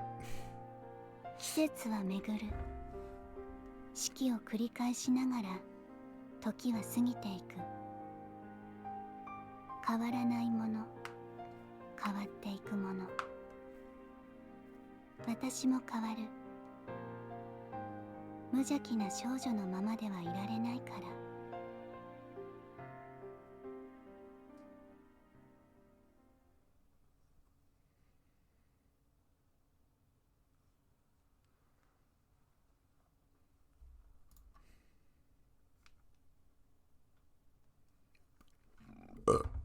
Yukari went home in the morning. Excuse me. I stayed behind at the agency and ready for my... Excuse me, Jesus. Ready for my trip. Gunma, huh? Let's see, does... 時坂さん、こんにちは。 Oh. All of a sudden, Yorutsuki Mori popped into my office. なんだ、夜月くんか。何か用か。いえ、ちょっと近くを通ったから寄ってみたんですけど、どこか行くんすか？なあ、ちょっとね。あ、そうだ。君は車を持っていたよね。ええ、今も乗ってきてるっすよ。どこか行くんだったら送っていきましょうか。ああ、そいつはありがたい。助かったよ。Arigatai. それでどこまで行けばいいんすか？ああ、群馬まで頼むよ。マジっすか？列車で行くつもりだったんだが。Damn, 君が entrapment 送 at って its くれる finest. と言うなら、遠慮なく乗せて行ってもらうよ。ああ、わかりました。Yorutsuki hung his head and sighed in defeat. 場所は大体わかるから任せておいてくれ。燃料代くらいは持ってくださいね。With what money? Oh shit. まったくもう信用できないっすよ、時坂さんは。Yorutsuki grumbled as he parked the car. 室田町なんてどこにもなかったじゃないですか。仕方ないだろう。地図も番号簿も古かったんだから。I never would have guessed they'd merged with the neighboring village and renamed themselves Harunomachi a year ago. We got lost and went in endless circles around the roads of Mount Haruna as a result. まあそれでもなんとか昼前には到着できたからよしとしよう。何言ってるんすか。途中で時坂さんが運転変わらせろなんて言わなきゃ塔についてるっすよ。仕方ないだろう。久しぶりに車を運転したくなったんだから。久しぶりってどのくらいぶりなんすか。乗り物を動かすのは A Chiha back in Manchuria. That is so fucking crazy, dude. That's so wild. So, I mean, obviously this takes place right after the war, but it's just so funny. So Reiji was a fucking tank driver back in fucking Manchuria. 戦車じゃないっすか。全然車と違うっすよ。何戦車よりもずっと小さいから楽だったぞ。めちゃくちゃっすよ。もう絶対運転させませんからね。峠道で傷つけなかったからうまいもんだと思ったんだがな。I looked up at the building ahead of us as we bantered. So this is the Sisters of Benevolence, huh? It was situated in a nice quiet area surrounded by trees. The air was also cool and clean, probably because we were way up in the mountains. Several kids were off playing in the direction of Lake Haruna. They were probably orphans since this place also served as an orphanage. Despite that fact, however, they seemed to be having fun.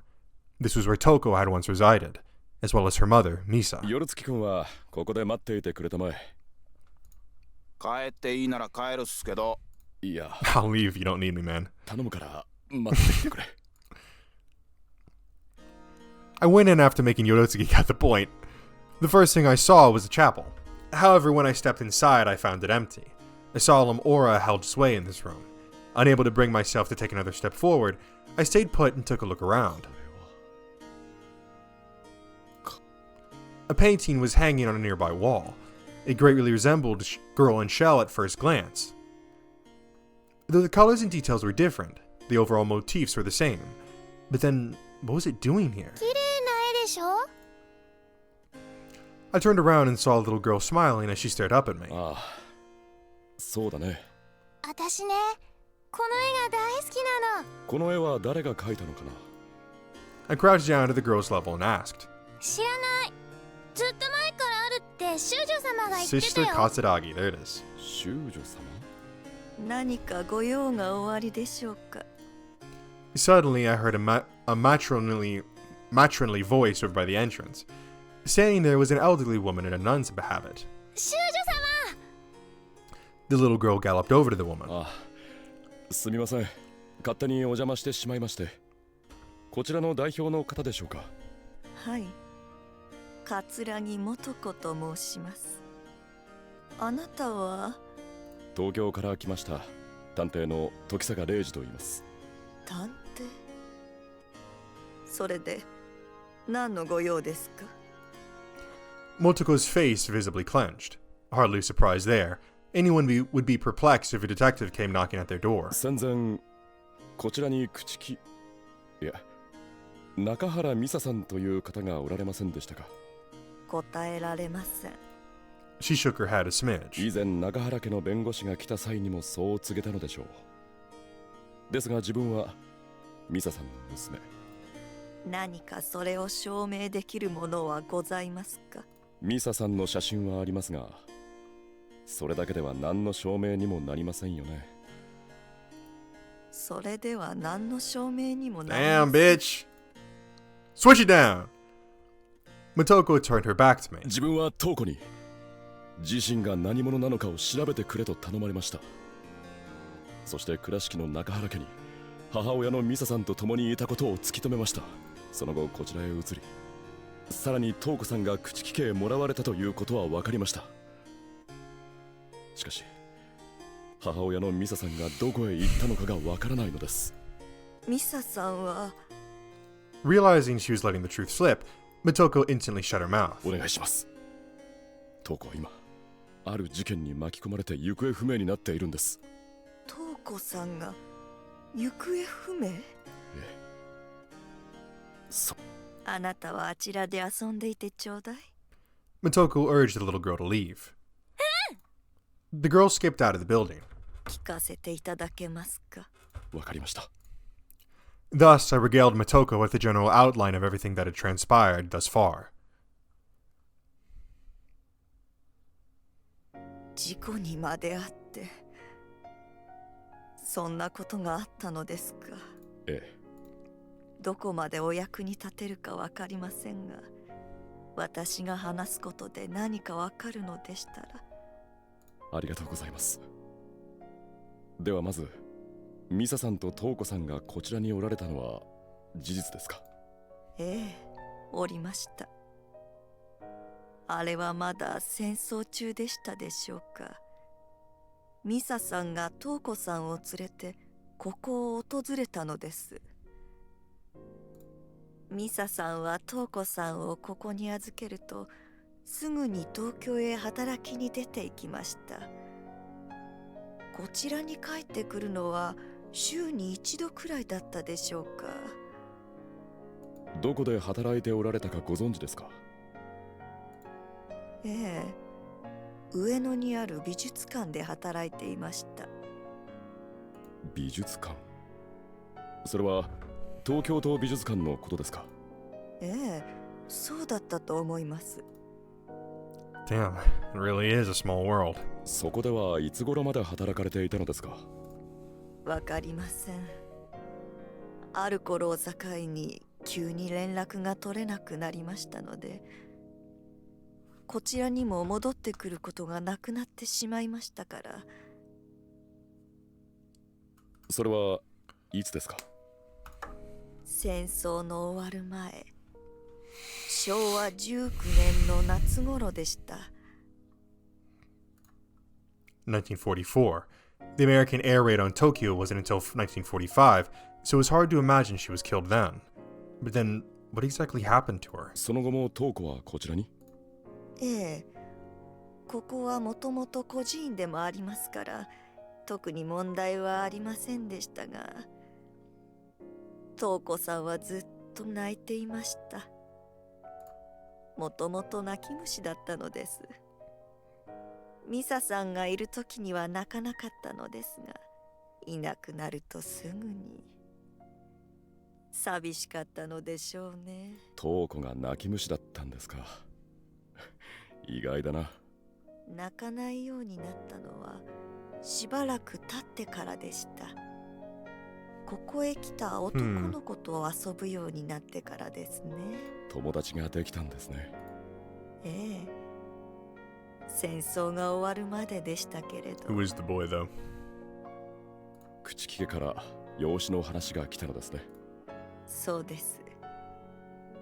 本来ならばミサさんの同意が必要だったのかもしれません。ですが孤児院では養子の話は基本的に受けるようにしておりますので、朽木さんは孤児院の創立者だった私の夫とも知り合いでしたし、身元もしっかりしておりました。子供の産めなくなった娘さんの養女として迎えたいと請われ、何度もお断りしていたのですが、トウコさんの本当の幸せを考えますと。あの時期であれば、ミサさんと連絡が取れなくなった以上、仕方のないことです。ええ。ミサさんはどういう方でしたか？ミサさんは優しい方でした。自分を消してでも人を立てようとする、とても弱い人でした。そうだったのですか。That didn't sound like Toko at all. No, wait. Toko did have a side like that to her when I really thought about it. I looked up at the painting on the wall. The woman depicted in this girl in shell seemed different from Toko. そうだ。この絵によく似たものを以前見たことがあるんですよ。どなたがお描きになったものですか？私の娘です。しんちゃんに絵を教わっていましたから。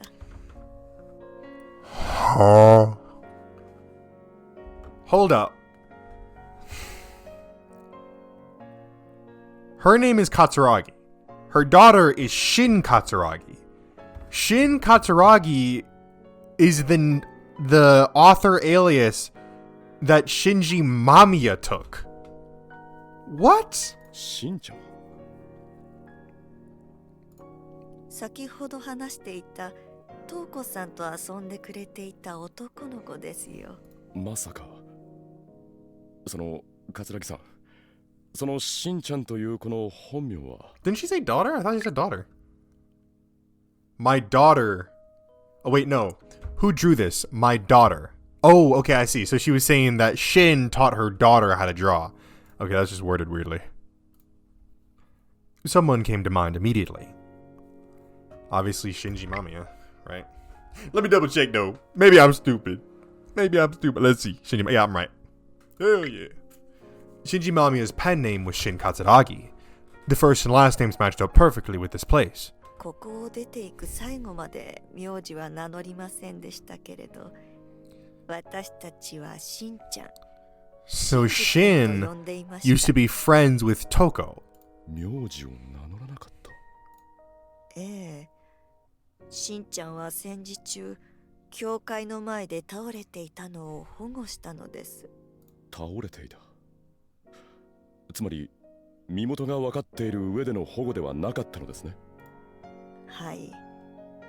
何分あの時期でしたので、近くに疎開してきていた方々にも尋ねましたが、身元が分からず、やむなくここで保護することになったのです。But it had to have been him. Not in a million years had I expected to find a connection between him and Toko here of all places. Did that mean he kidnapped Toko knowing who she was? それで、その子はいつ頃ここを出たのですか？5年ほど前でしょうか。東京へ働きに出ると言ってそれっきり。Motoko gratefully made the sign of the cross. I couldn't do it. I couldn't bear to tell her the very name Shin had kidnapped Toko. I kindly thanked Sister Katsuragi and left the church.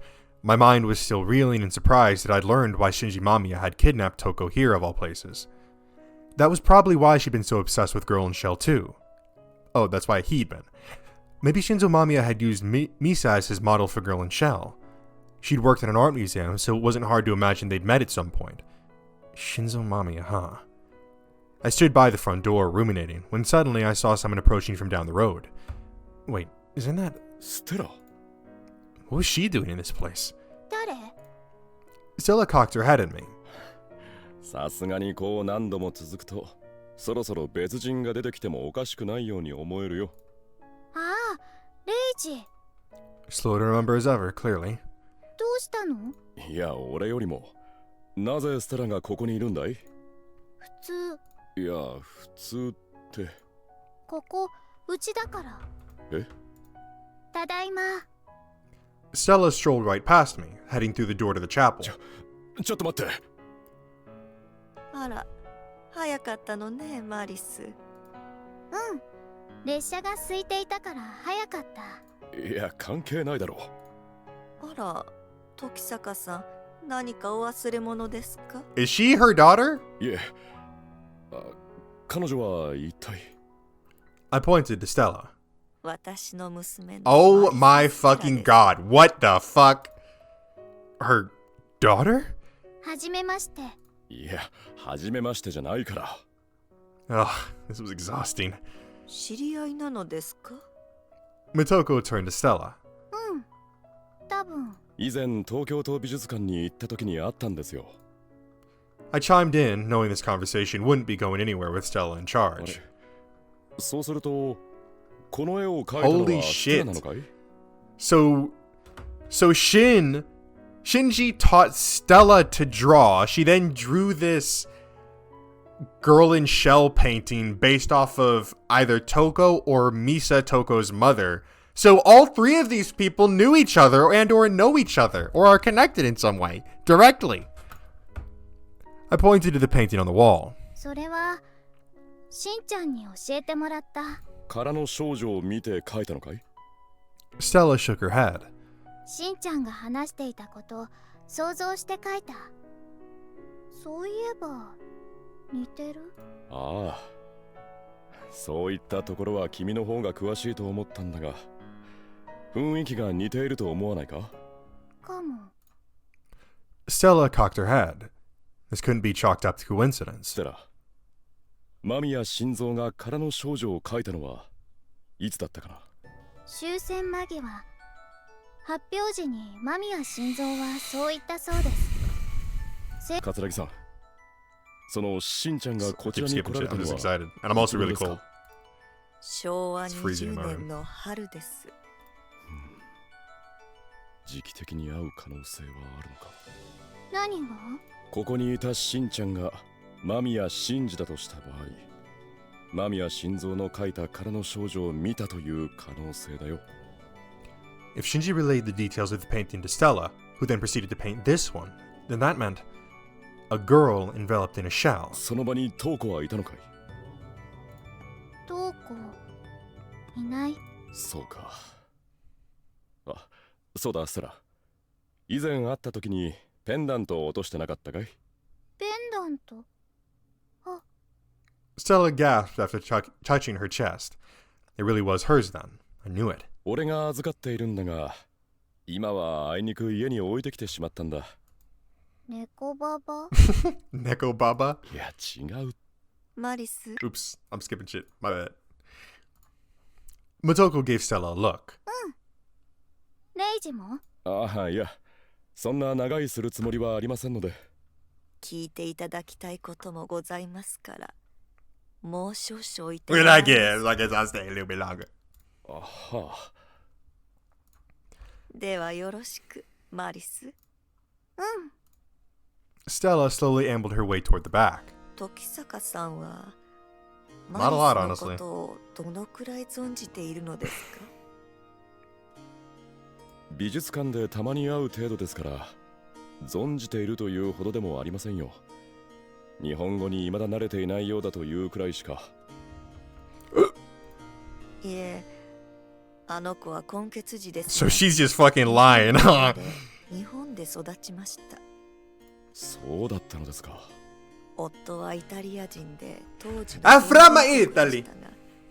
要望からか、あの子は随分とひどい差別に遭っていました。そのせいで失声症を患ってしまった Aphonia? ので What's す。that? 声が出なくなったのですか？ええ、お医者様からは精神の病気だと言われました。しばらく治療することで改善はしたのですが。そんなことがあったのですか。ただいま。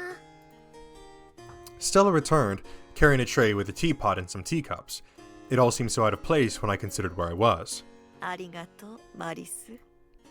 Motoko took the tray and poured me some tea. いただきます。I took a sip from the cup. My tongue was met with the warm flavor of roasted green tea. 外に誰かいた。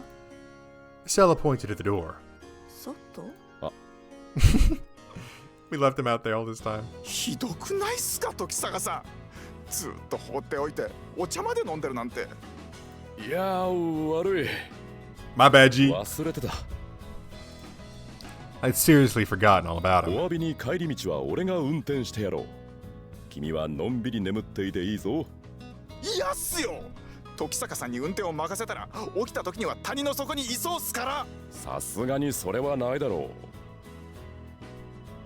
う。じゃあまた今度な、ステラ。またね。 Stella waved at me. I tried to get in the driver's seat, but reluctantly took shotgun after Yorotsuki started raising hell. それじゃあ出発するっすよ。あ、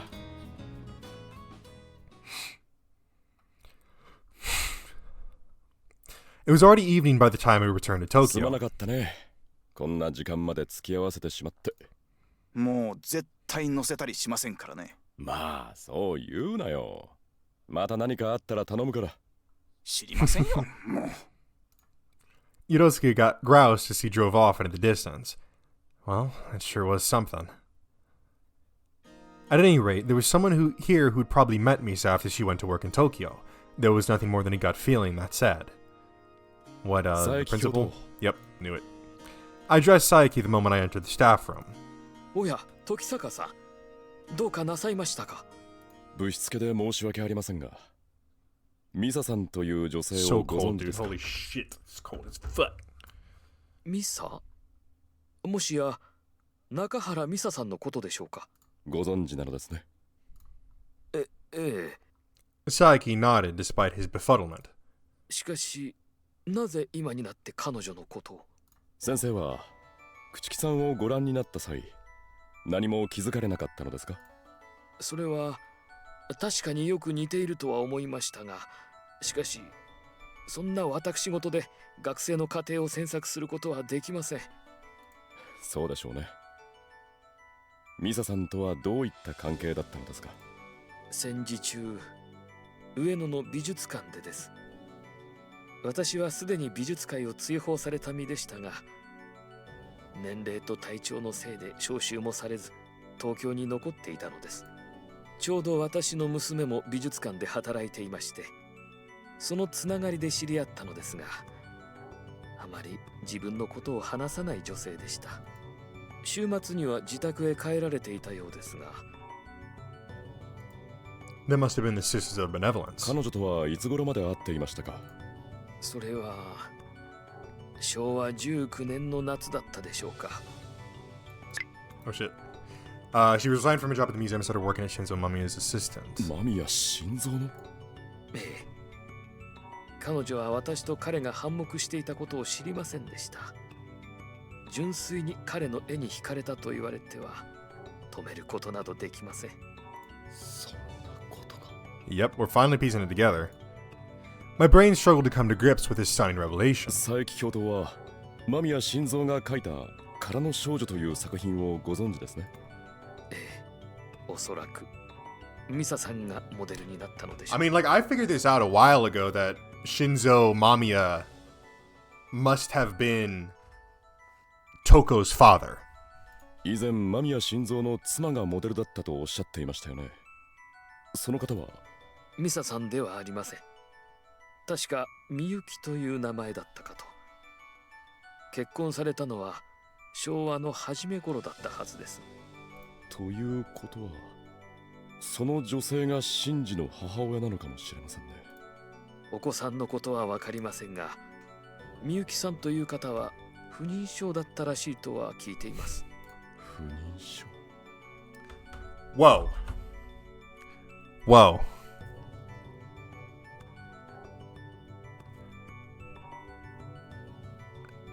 Let's spit some bars real quick. What if Shinji and Toko are siblings?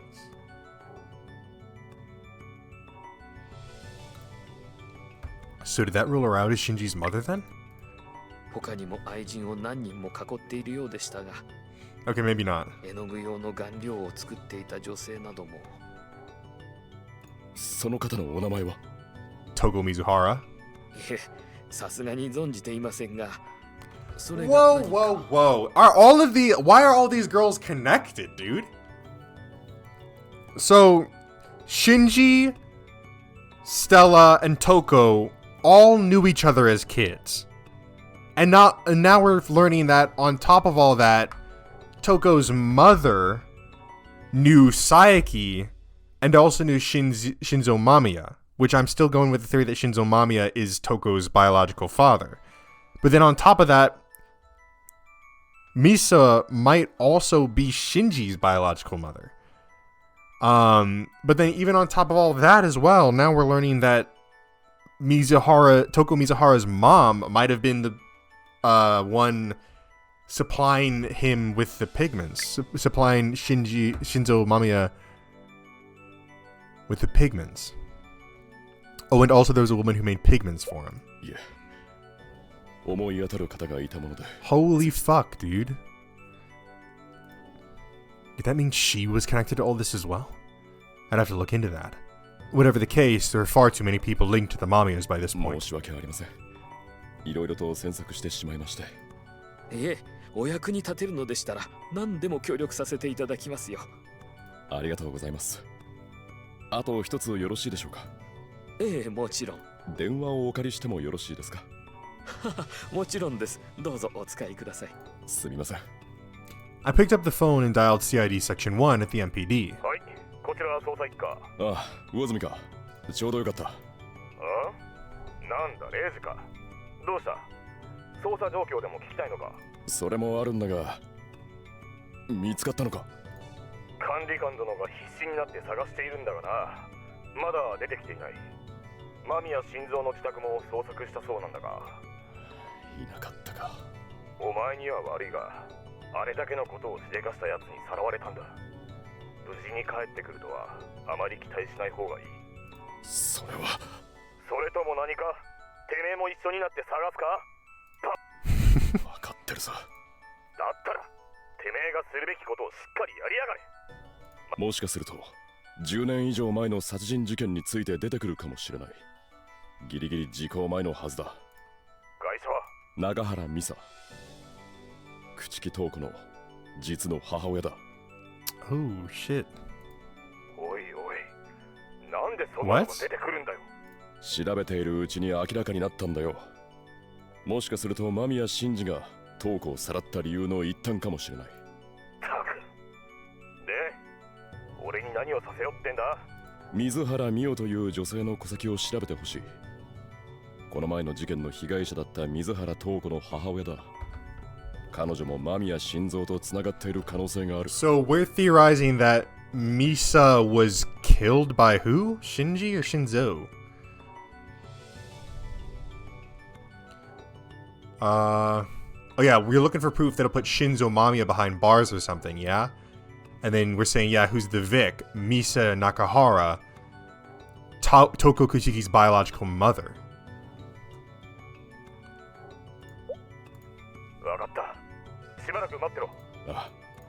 I could hear Uzomi shuffling away from the phone. He'd probably gone to inquire with the ward office. Exploiting his authority for those sorts of tasks was more efficient than doing it myself. Uzomi came back a little while later.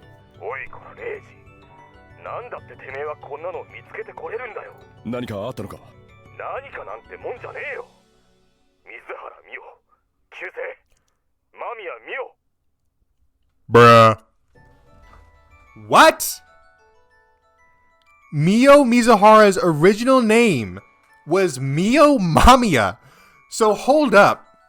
This might be even deeper than we thought. Is this supposed to be insinuating that Mio Mizuhara, Toko Mizuhara's mother, may have actually had a relationship with Shinzo Mamiya? I mean, I'm throwing her into the pool now. Maybe Mio Mizuhara is actually Shinji's mother, meaning that Shinji and Toko Mizuhara were related, meaning that he kidnapped, killed, and brutally fucking dismembered his own sister. Huh?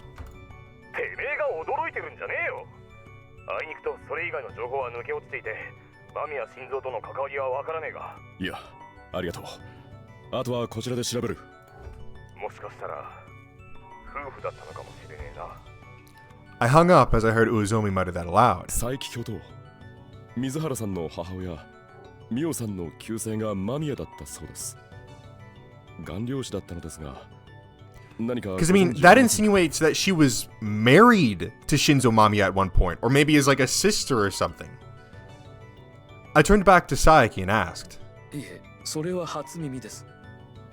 その顔料師の女性が間宮家に出入りしている。Gotta be a wife, right? 確か昭和10年前後だったかと思います。It's definitely possible that's her. But how do I go about confirming that? Just then, I recalled once hearing that Director Kuchiki and Shinzo Mamiya were old friends. Would it be worth asking him if he knew anything? If I could just find Mio Mizuhara, no, Mio Mamiya's obstetrics records, then maybe, just maybe. Jesus Christ. I called out to Koharu Yamanouchi once I found her roaming the hospital hallways. あら、時坂さん、どうかなさいましたか？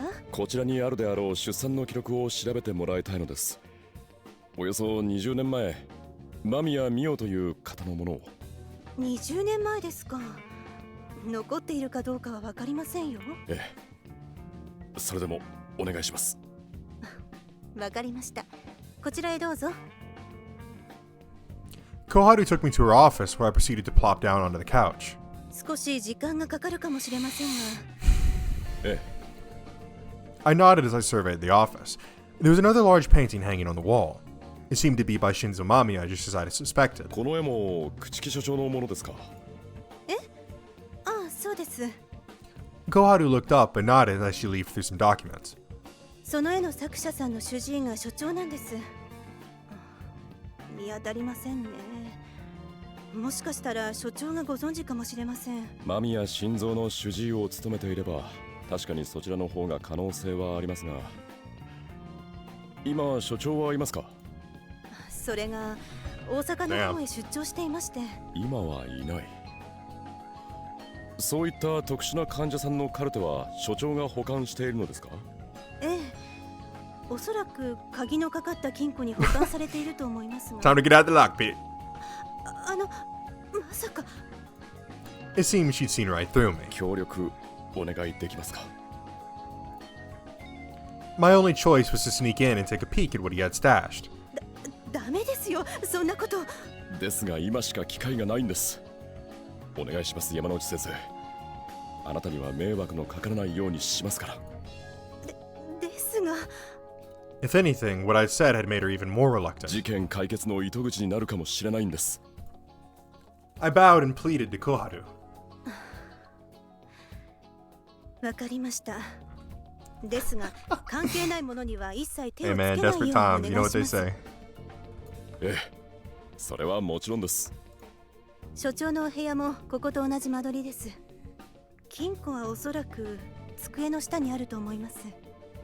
そうですか。では、ちょっと行ってきますね。くれぐれも見つからないようにお願いします。ええ、もちろんですよ。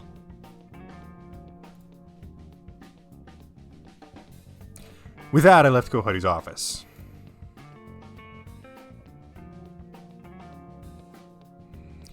Okay, now where's Kujiki's office again? It was further up ahead if I recalled right.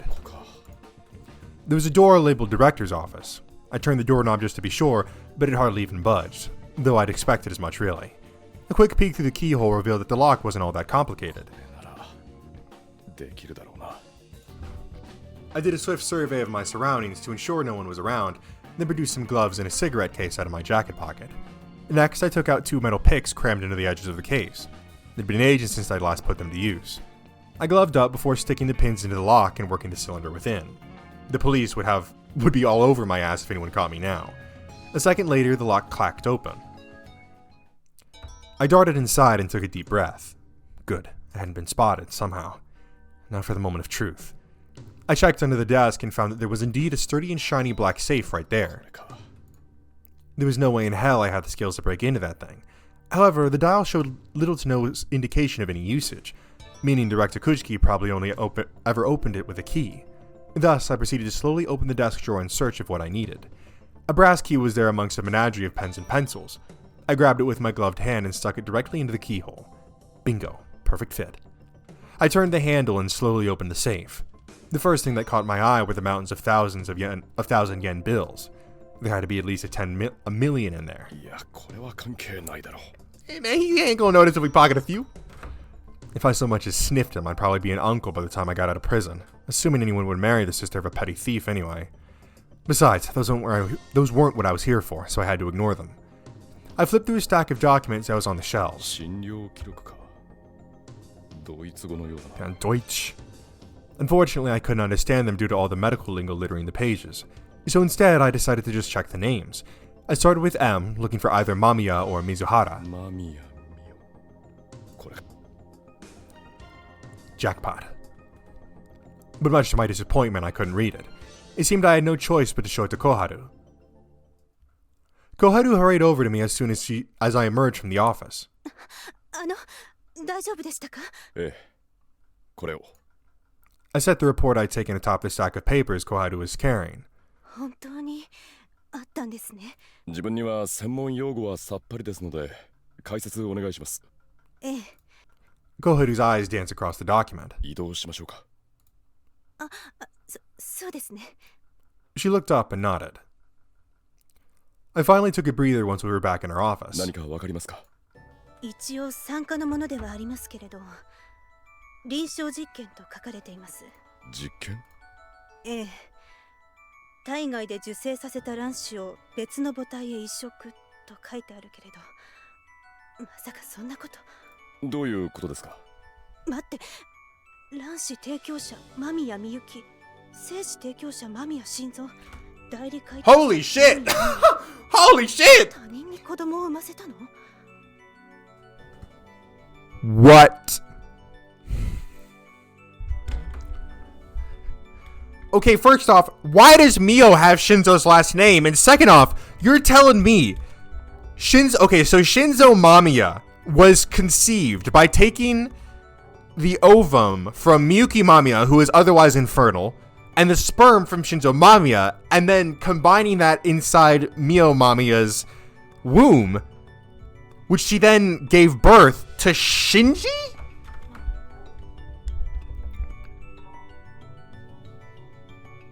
Holy shit. そんなことができるのですか？ Koharu nodded slightly.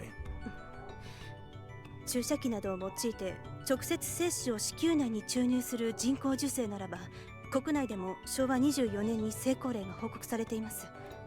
しかしこれは全く異なる受精方法です。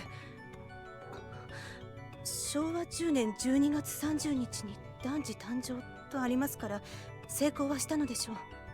山之内先生、そんな手術を行った理由は書いてありますか？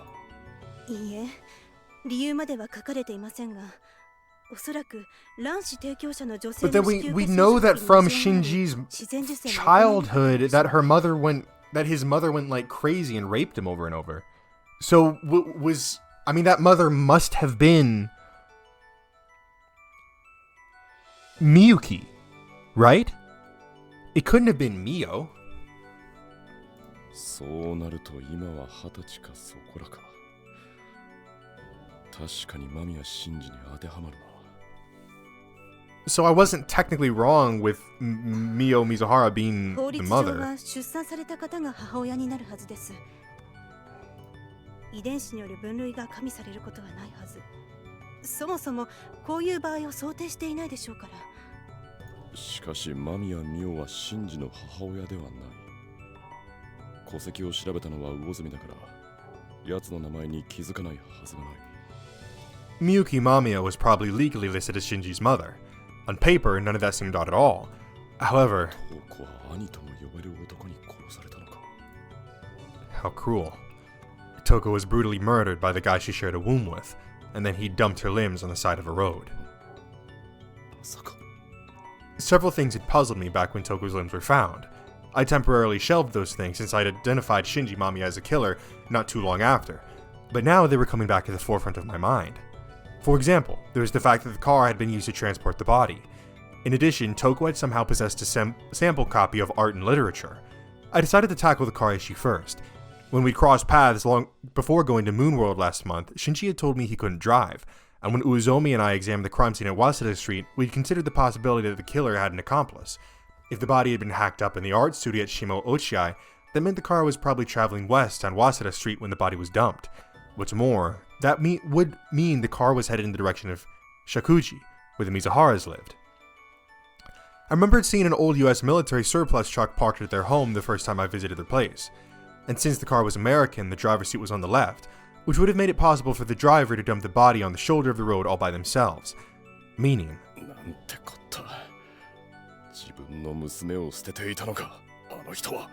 What?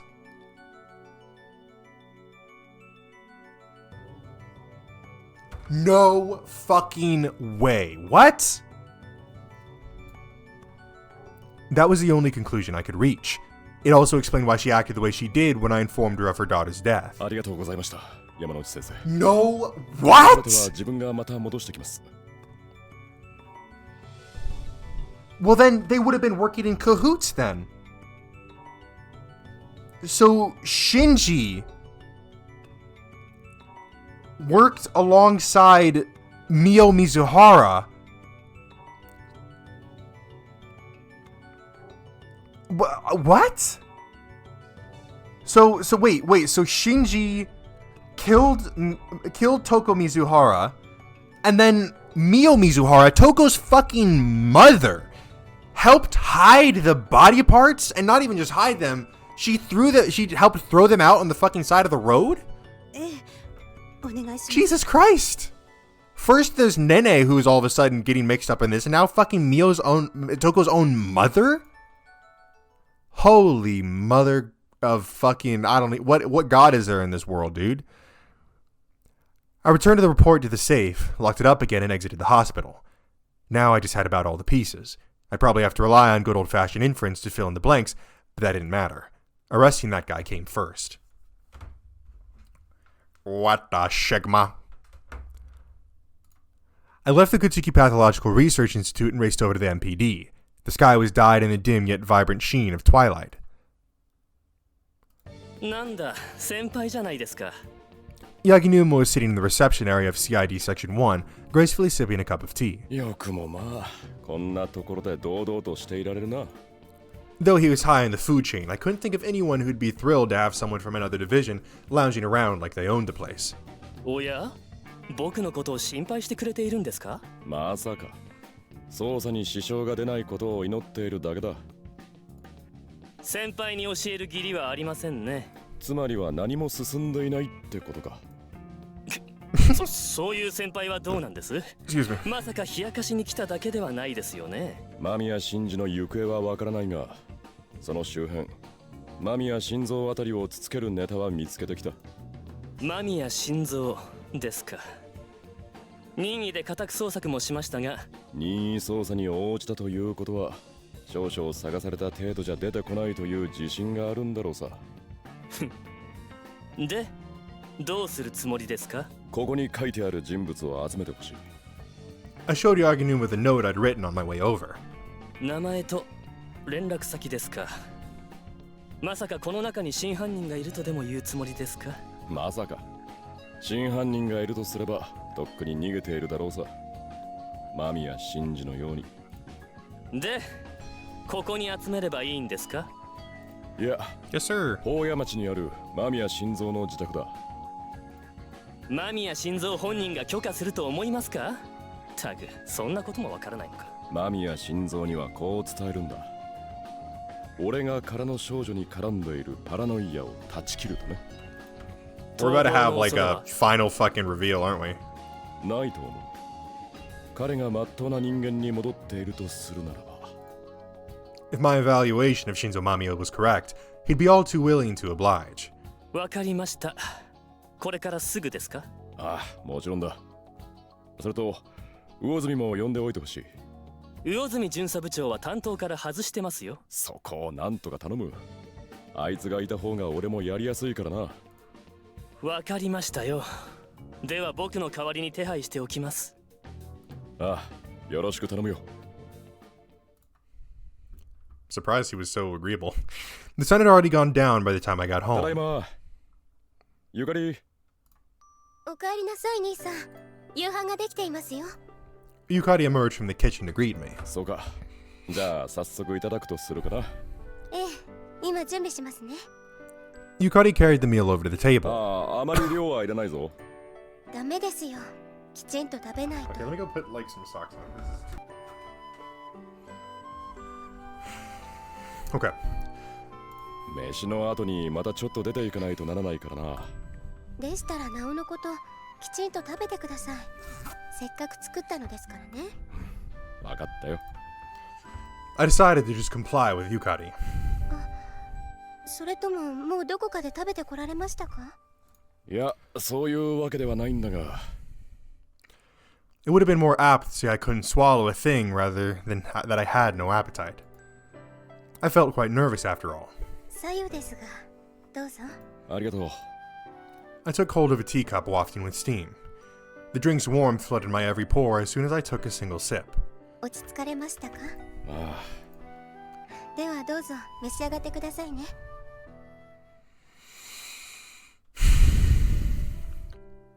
I went back to my room and dragged on a cigarette after eating dinner and taking a bath. Upon blowing the smoke out, I tried to calm down. I flipped through the copy of art and literature on my table. The Shell of Sheol. The details of that story had gotten stuck in my mind. It felt extremely realistic. No, it probably was real if I considered the second part of the manuscript I'd found in his office and what I'd learned in Gunma. If my hunch was right, then at the Mamiya Manor I'd find. 兄さん、魚住さんがお見えになりました。Yukari opened the door and popped her head through it. I got off the floor. Sitting around and theorizing wouldn't get anything done. それじゃあ行ってくる、ゆかり。はい。お気をつけて。Okay, here we go.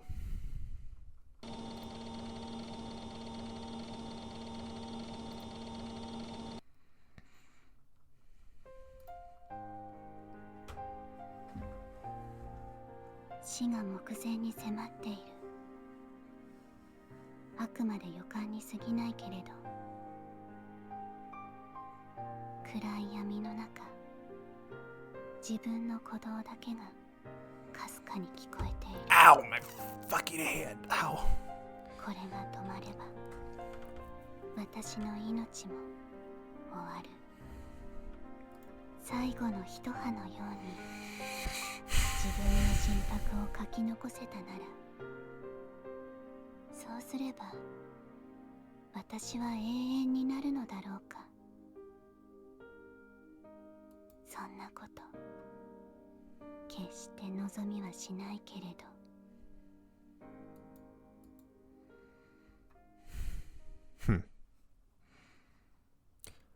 Uzomi took me to the Mamiya Manor in his crown. Neither of us said a single word over the course of the drive. The woods surrounding the manor were dark and still, encircled by a ring of police officers. Uzomi and I got out and marched through the forest until we reached the front door. 時坂先生。 Oh god. Fumiya Kuchiki spoke up as soon as he spotted me. His sister was right next to him. 何があるのですか？ご足労をおかけして申し訳ありません。今日中にいろいろなことを片付けたかったのです。トウコちゃんは I shook my head. ですが、彼女が知りたかったことはほぼ見つけてきました。私に？トウコさんを産んだ女性についてです。トウコさんがいない以上、あなたにそれを知ってもらいたいのです。本当の母親ですか？もちろんあなたも本当の母親です。I had to clarify real quick. そうでしょうか。Chizuru's gaze fell to the ground. I turned my back to her and addressed the other group present. 佐伯教頭。ここは間宮心臓の家ですね。ええ。I nodded and glanced at the woman next to Saeki. 来ていただけましたか、水原さん。Mia's voice was shaking like a leaf. あなたにはどうしても来ていただかなくてはなりませんでした。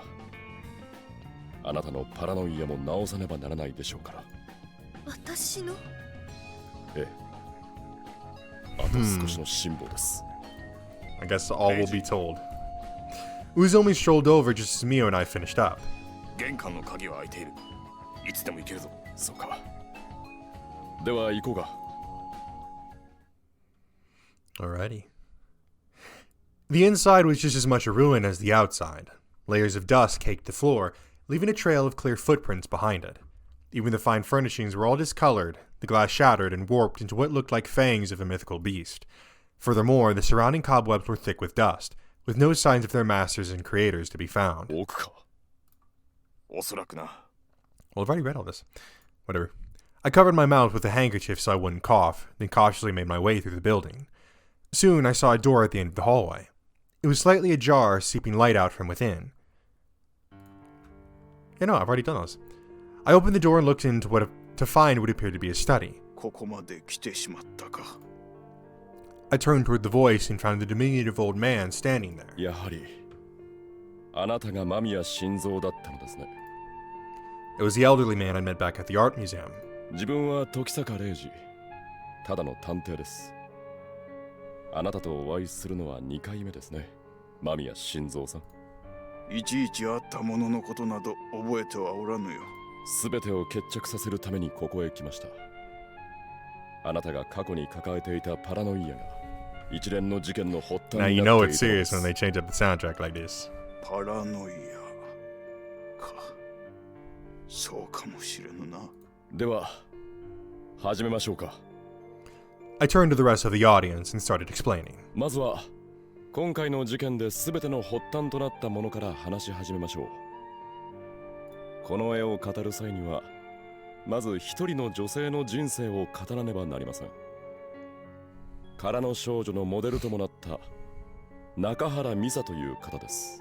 その方が瞳子の母親なのですか？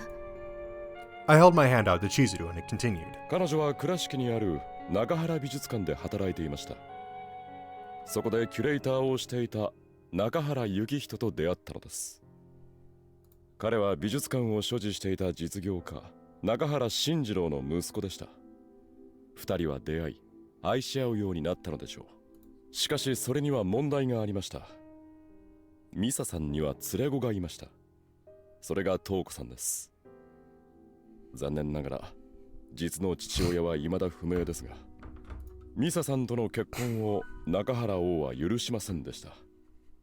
財産目当てのつつもたせに見えたのかもしれません。それだけの資産を中原家は所持していました。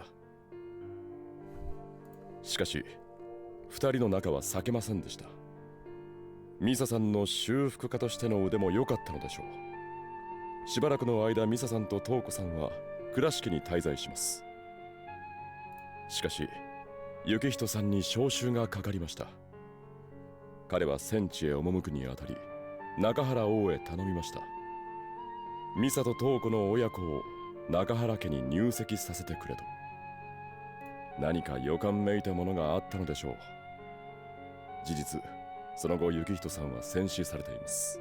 さて中原生となったミサさんは幸人さんの出生とともに瞳子さんを連れて倉敷を離れます。その理由を推し量ることはできませんが、行き先は群馬県にある親愛修女会というところです。桂木さんという方に当時のお話を聞かせていただけました。ミサさんは幼かった瞳子さんを教会に預け、東京へ働きに出ていたそうです。戦時中ではありましたが、ミサさんは週末になると群馬に帰り、瞳子さんに会っていたようです。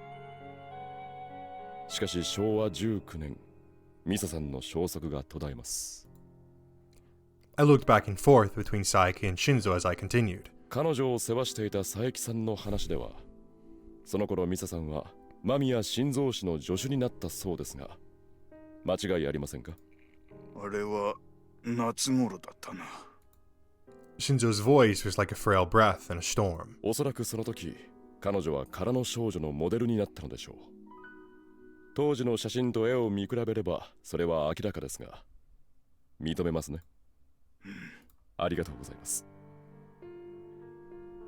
そしてこのモデルをされた直後からミサさんの行方がわからなくなったというのも認めていただけますか？ Shinzo didn't say a word. まあいいでしょう。 That was everything concerning Misa Nakahara for the time being. Next is... 行方がわからなくなっている方はまだいます。彼女もまたモデルであり、そして間宮氏の妻でもありました。間宮みゆきさんです。彼女は特に死亡したとの届けもありません。無論終戦間際ですから戸籍が消失したという可能性もありますが。I revealed the May issue of Art and Literature. この雑誌に興味深い小説がありました。シェオルの殻。作者は桂木慎。本名間宮慎二。間宮氏の長男であり、今回の事件の主犯です。彼もまた終戦間際に家を飛び出して行方不明となっていたようですが、現在は小説家になっていました。さて、このシェオルの殻ですが、とある少年の自伝的小説の体を成しています。言わずもがな、慎二少年のことでしょうね。家を飛び出し、山奥の教会で保護され、少女と出会い、絵を描き、東京へ戻る。驚くほど彼の行動と一致しています。ここに書かれているのが事実であるとするならば、こういう仮説も成り立つのです。少年の母は顔に小さな火傷を負った。母は日増しに傷が大きくなっていく幻想にとらわれた。いわゆる集計恐怖と呼ばれる精神病です。みゆきさんは美しい方だったそうですから、些細な傷にも耐えられなかったのでしょうね。やけどの跡自体は残らずとも、彼女は心に大きな傷を負ってしまった。そして自傷行為、そしてそれに耐えかねた少年は決意します。I ambled over to Shinzo. みゆきさんはシンジに殺され、あなたがそのムクロを始末した。おいレイジ、そいつは確かなことなのか？ Uzome couldn't hide his bewilderment. あくまで仮説さ、証拠もない。間宮氏が否定すればそれまでだ。下手をすれば俺が名誉毀損で訴えられる。However, Shinzo didn't offer any protest to the contrary. Maybe that was best taken as a silent confession then. おそらくそれが原因でシンジ少年は家を飛び出したのでしょう。しかし、後の彼の行動から鑑みるに、この時にはすでに空の少女は完成していた。彼は群馬の教会で保護されました。その際、教会にいた少女に絵を教えています。少女は彼から聞いた話をもとに、空の少女とよく似た絵を描いています。これは仮説ではなく、事実であると言ってよいでしょう。シンジが家出をしたのは昭和20年の春だ。ありがとうございます。桂木さんもそうおっしゃっていました。間宮さん、もう一つよろしいですか？何かね？あなたが空の少女を完成させたのはいつですか？昭和19年の暮れだったか。そうですか。ミサさんが助手になってからおよそ半年ですね。ミサさんとみゆきさんが出会ったことはありますか？ Shinzo held his tongue. 答えませんか。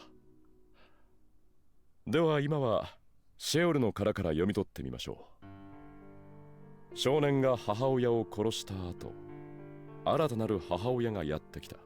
この母親というのはおそらくミサさんでしょう。あなたたちがそのような関係であったのかは分かりませんし、しかし少年にとっては自らを犯した女よりもずっと母親だと思えたのでしょう。ですがそれも長くは続きません。少年の父は新しい母親に並々ならぬ執着を持つようになります。それは男女の関係よりももっと激しい。芸術家であった彼はおそらく彼女をモデルとした作品を作ろうとしていたのでしょう。妻が死にタガが外れかけていたのでしょうね。父は少年に対して虐待を行います。ネグレクトという最も陰湿で苛烈な方法です。すでに殻から出たものに興味はなかったのでしょう。そうして彼は一つの作品を作り上げます。殻から生まれいでる寸前、聖者の復活をイメージしたもの。殻の少女。Shinzo slightly shifted his head. 少年もそれを目にしたのでしょう。そして父と同様にそれにとらわれ、家を飛び出したのです。シンジ少年ははるばる群馬の春名山まで行きました。そこでロギンが尽きてしまったのでしょう。戦術した桂木さんに保護されます。それからしばらくの間、彼はここで過ごすことになるのですが、ここで彼女東子さんと出会ったのです。1年に満たない時期、半年ほどでしょうか。東子さんとシンジ少年は仲良く遊んでいたそうです。Oops. She must have been too young to remember. 年が明けて昭和21年、東子さんには養子の申し出が口利けからありました。その時期でよろしいですね。ええ、おそらくうちに東子が来たのはその頃ですが。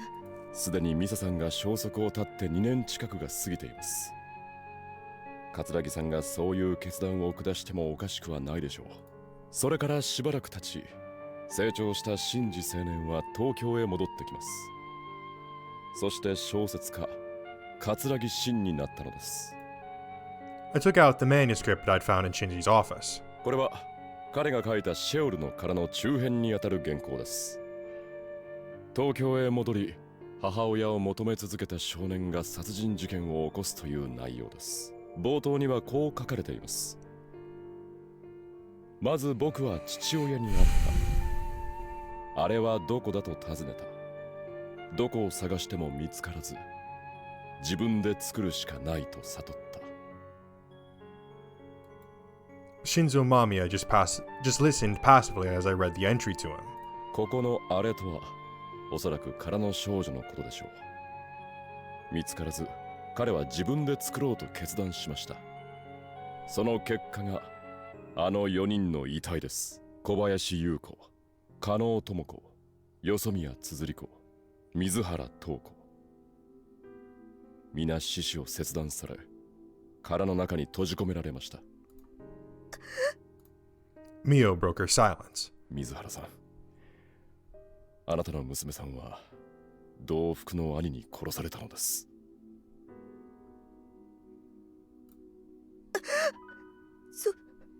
それは。おい、どういうことだレイジ。水原美代、旧姓間宮美代。間宮心臓氏との関係は分かりませんでしたが、私の姪だ。Nah, bro. You artificially inseminated your niece with your sperm and your wife's fucking egg?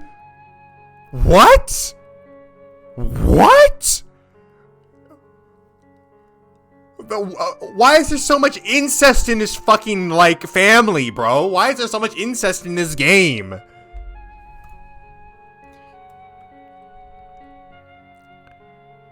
So let's keep this in mind, right? Shinji was born out of his, what would that make her?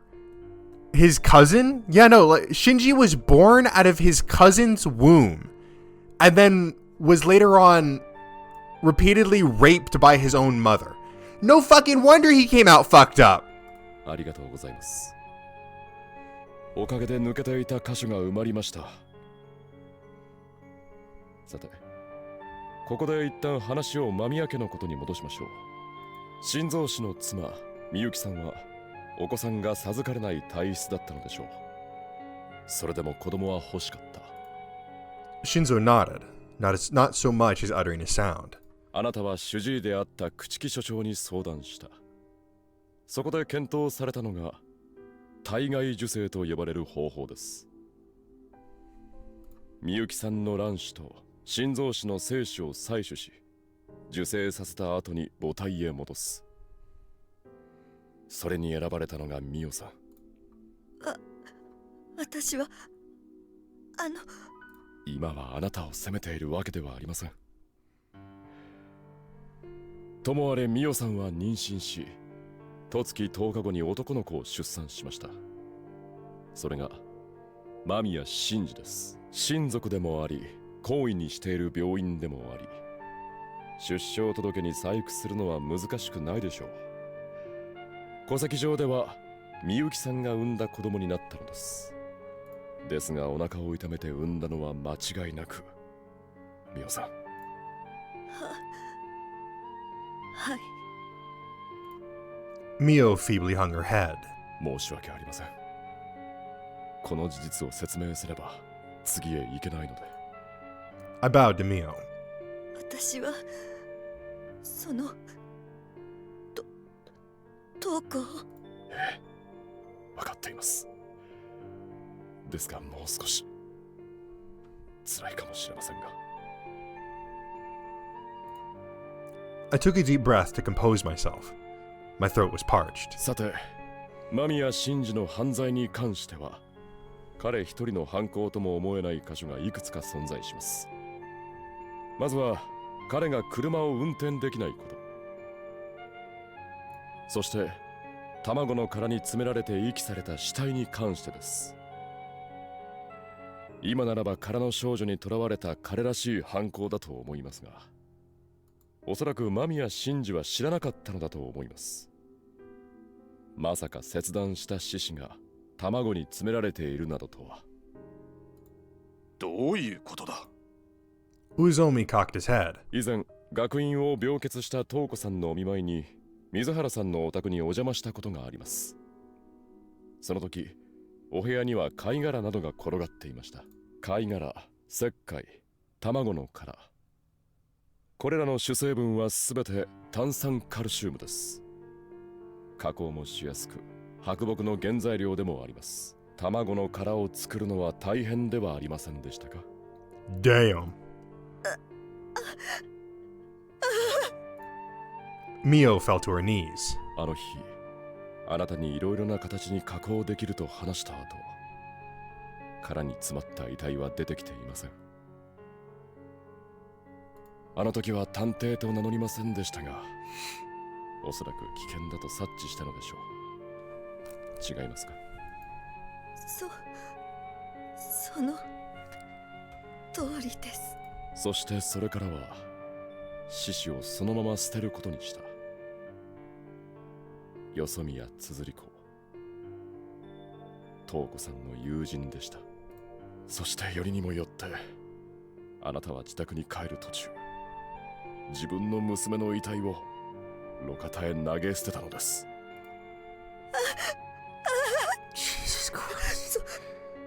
それはあなたは血のつながらぬお腹を痛めた子に編集しすぎたのです。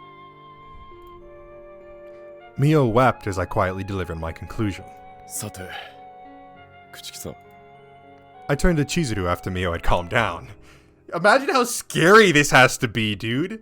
You just watch this guy rip apart two people's lives and absolutely unveil some of their darkest fucking secrets.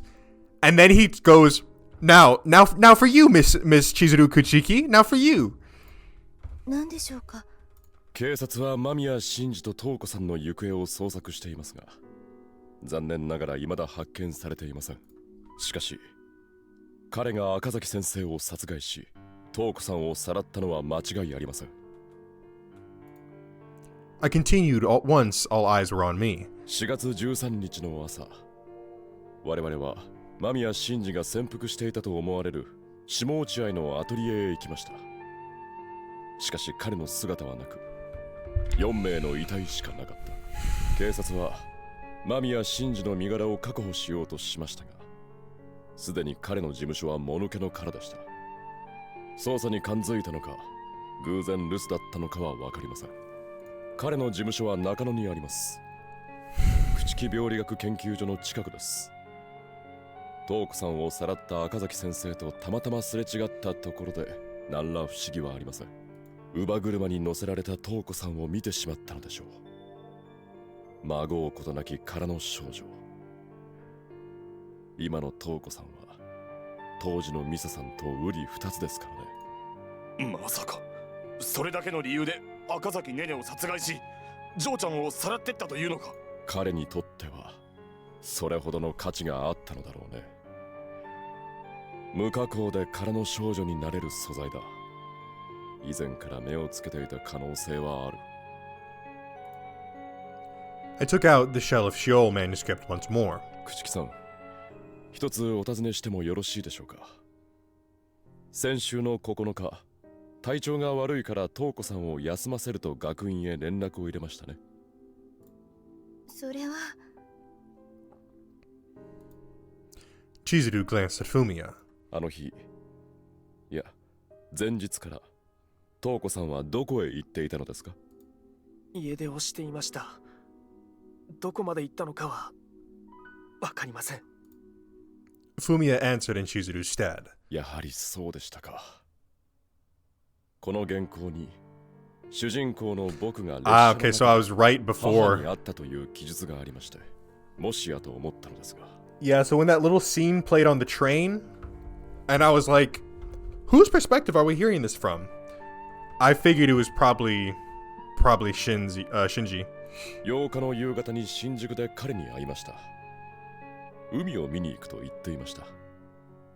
本当に海へ行ったのかは分かりませんが、おそらく東子さんと間宮真司は列車の中で出会ったのでしょう。そして真司は母親を見出した。目の前に殻の少女そのものの彼女が現れたのに、なぜ彼は何もしなかったのか。これも正解は分かりませんから想像でしかありませんが、彼らは戦時中群馬にいて、短い期間ですが共に生活を送っています。そのことを彼は思い出したのではないでしょうか。列車で出会った少女を自分と同じだったんだと彼は書いています。おそらく瞳子さんの境遇を知っていたのでしょう。自分と同じ親に見放されて孤独を抱えた少女をその場で殺すことはできなかった。しかし結局彼は彼女を手に入れてしまいました。もう少し考えれば誰しもが心に孤独を抱えていることくらい分かりそうなものですが、あくまでこれは自分の想像でしかありません。単に移動中だったから殺すに殺せなかった、そういうことだって考えられます。最後の話をしましょう。間宮心臓さん。I walked over to Shinzo again. 今回の事件、戦時中のものも含めた全てにはあなたが制作した空の少女が深く関わっています。あなたとシンジさんが空の少女に深く編集した結果が。 Shinzo gestured toward the opposite side of the study. そちらに空の少女がいるのですか？ I could see a door leading further in. 隣の部屋には壁画みたいなのがあったと言っていたな。それが空の少女なのかもしれんが。フレスコ画というのだ。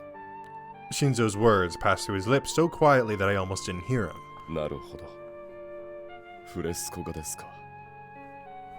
いくつも表現方法を変えたものを作るとは随分と見入られていたようですね。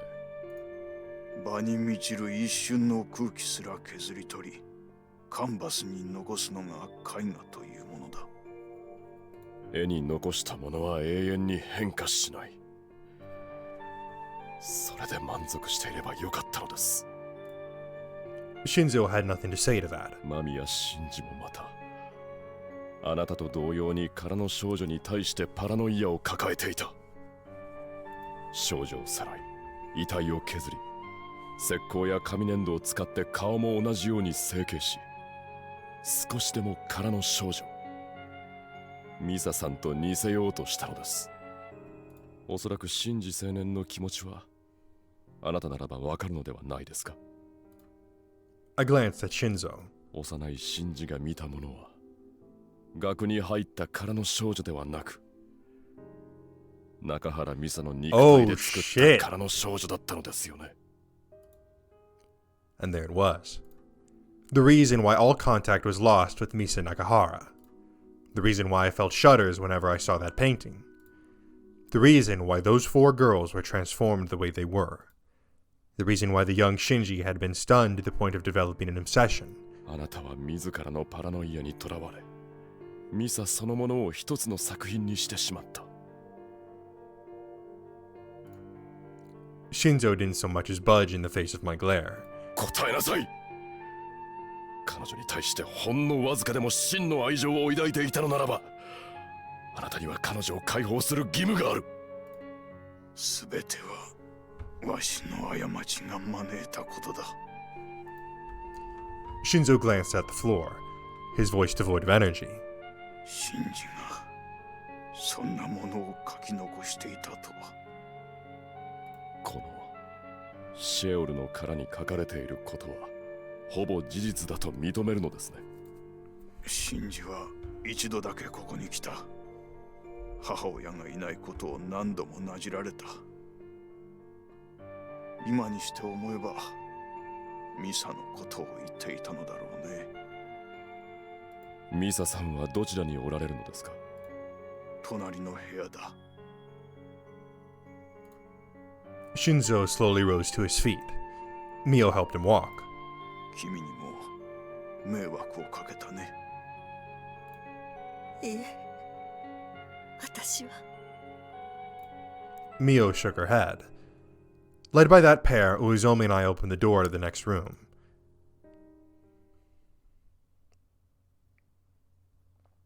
Gulp. A white domain surrounded me.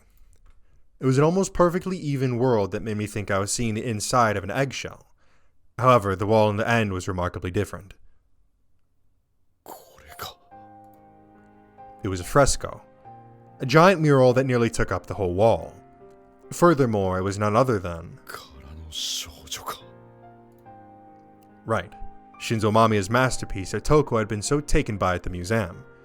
What's more, its intensity was on a whole different level from its smaller counterpart. In fact, I half believed the woman in the egg would jump out of the wall any second. That was how insane it seemed. No, it was insane. After all, it was the product of an obsession that went far beyond the bounds of madness. Chizuru looked up at the fresco in shock. まさかここまでとは。 Saiki was also rendered speechless. ここにいるのですか? I turned back to Shinzo. その壁の向こうだ。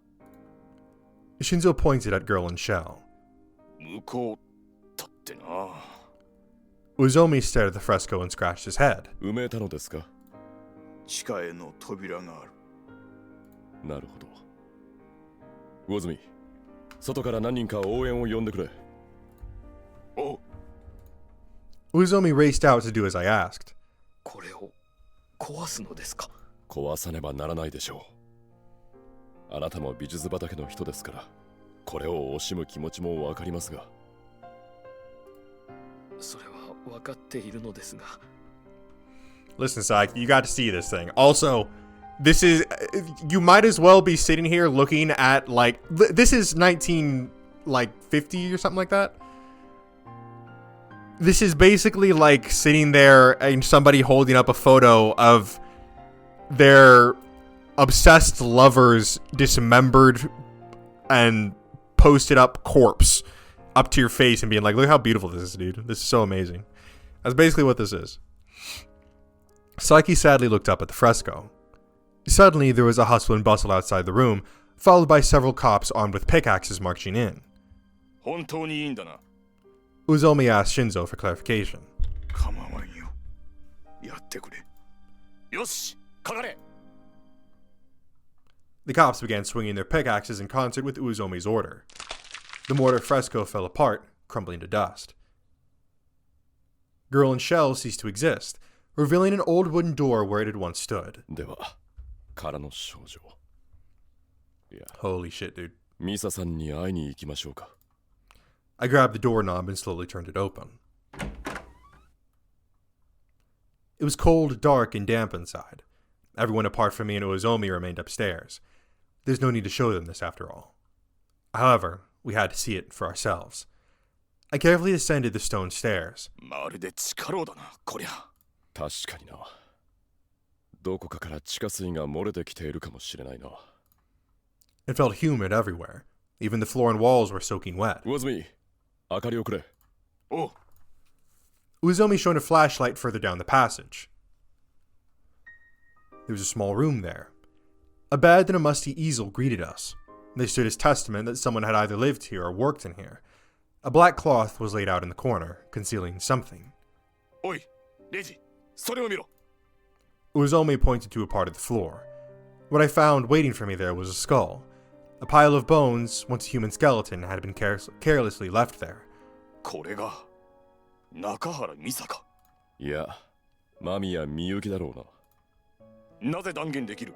それは明らかに人の骨だからな。からの少女ではない。I approached the shrouded thing sitting in the corner of the room. これか。I flung the black cloth off it. In my heart of hearts, I knew what would we see. However, the girl in Shell we found defied anything I could have ever possibly expected. It was almost like seeing Tokokuchiki in the flesh. いや、これが中原美沙か。Her face looked a little bit older than Toko's, but despite the fact that she'd lost her limbs, it almost looked like she was still alive. 腐敗せずに白を化したようだな。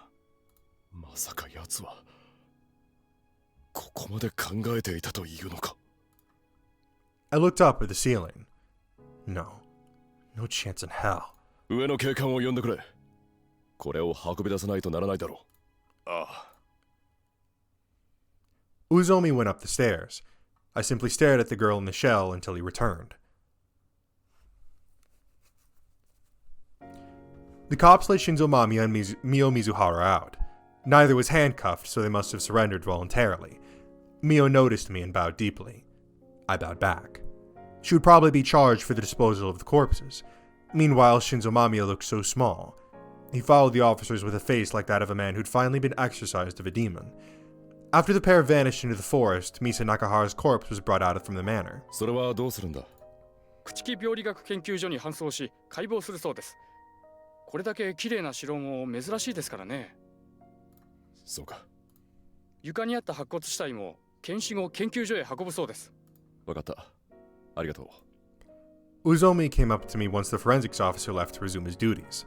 レイジ、これからどうするつもりだ？そうだな。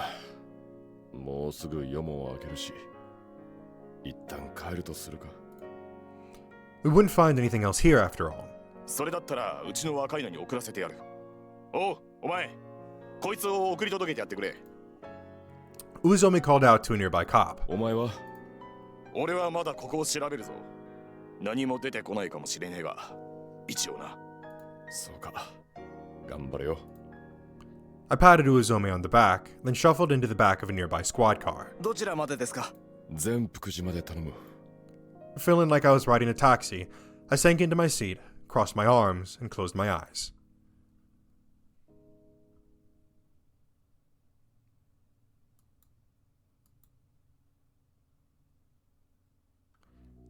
I killed someone. It was when I was out taking a walk with Mother. A woman called out to me. When I told her I was looking for a place to spend the night, she brought me to her home. Dinner was hot miso soup and rice. Mother said she wasn't hungry, so she rested on the chair next to mine as I ate it all. The woman gave Mother an odd look. She told me she was a fortune teller who was never right, her voice clearly self-deprecating. Curious, I had her tell my fortune. The results were good. She said a bright future awaited me. How amusing. I didn't need a fortune teller to know that. After all, I had Mother with me. When I went to bed that night, the woman straddled me, just like she did so long ago. Once it was finished, I cut off her right arm with a knife I'd taken from the kitchen. よかったね、母さん。もう右腕が見つかったよ。After stabbing the writhing woman in the neck with a knife, I carefully tucked the arm into a towel, neatly folded it, and put it in a bag. If my memory served me right, we were currently in Takasaki. もう少しだよ、母さん。I showed Mother the mountain that lay to the north. あそこに行けば、僕と母さんはゆっくりと過ごせるから。I finally made it. My destination was to the side of the lake that was visible after crossing a river and scaling the mountain. ほら、着いたよ、母さん。ここは初めてだろ？ I held up the black egg and showed the church to Mother. 昔はよくここで遊んだよ。Oops. Did the mother who rested within the egg remember? The church was eerily silent. No one was there. The nun was nowhere to be seen either. How odd. Isn't she always here? 桂木先生。I called out her name as I wandered the chapel. However, I couldn't find her anywhere. I respected her so much that I had based my pen name off her, and yet... 母さんを紹介したかったのだけれどね。But since she wasn't around, there was nothing to be done about it. I approached a pew by the wall and lifted the seat up. That was where my old hiding hole was. I used to hide fruit and bread there all the time. However, it was empty at the moment. And so I carefully laid Mother's right arm in there before shutting the lid. さて、母さん、次は左手を探しに行こうか。I dressed Mother in the egg. その次は胴体かな。母さんにぴったりな、綺麗な体を見つけないとね。Ikaho wasn't too far away. It had hot springs that attracted many people, so I was sure I would find exactly what I needed there. My heart danced. I returned from town with Mother and a large bag in tow. よかったね、母さん。今度の腕はとても綺麗だったよ。なんでも神主の娘だったそうだよ。Mother and I climbed the hill together as I talked. きっと母さんに似合うぴったりの腕だと思うんだ。でもダメなんだ。一人からは一つだけと決めているからね。たくさん持ってきてしまったら、彼女たちが罰を受けられなくなってしまうんだ。Mother seemed pleased. I could hear her laugh melodically from within the shell. そういえばここで、昔はよく一緒に絵を描いていたね。I turned back to the lake. 君はまだ絵を描いているのかい？ However, I received no answer from the shell. 眠ってしまったんだね、母さん。I gently caressed the shell. 母さんの腕を置いたらすぐ寝床を作るからね。今日も一緒だよ、母さん。I entered the church and marched over to the pew. However, I froze as soon as I lifted the seat up. ない。Mother's right arm had completely vanished. あれ、どうして母さんの腕がどこかへ行ってしまったよ。しんちゃん。That wasn't Mother's voice, but it had come from someone just as important to me. 先生。I turned to the source of the voice. あなたはなんてことを。I gasped when I saw the man standing behind Sister Katsuragi. なんでお前がいるんだよ。That wretched detective had caught up to me. Oh shit. Oh fuck.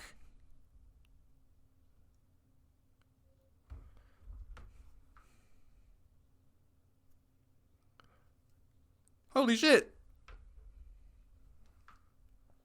Hold up, let me check something real quick. All right,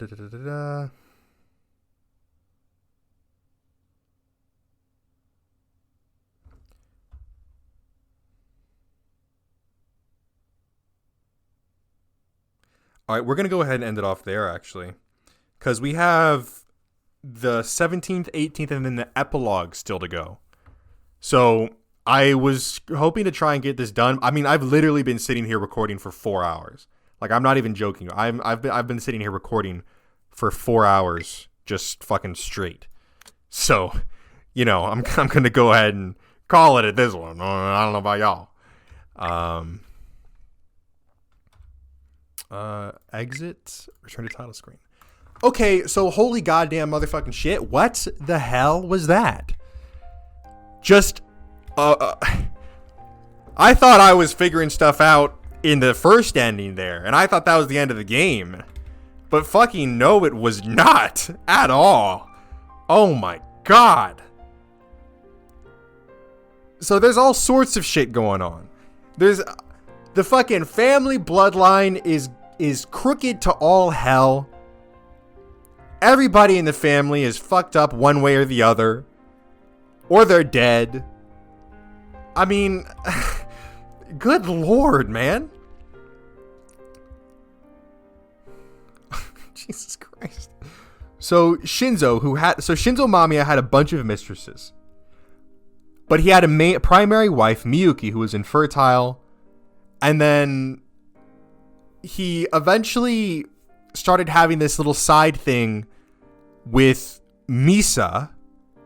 And this is after Misa had left her hometown, I guess, technically, because her former lover died in the war. No.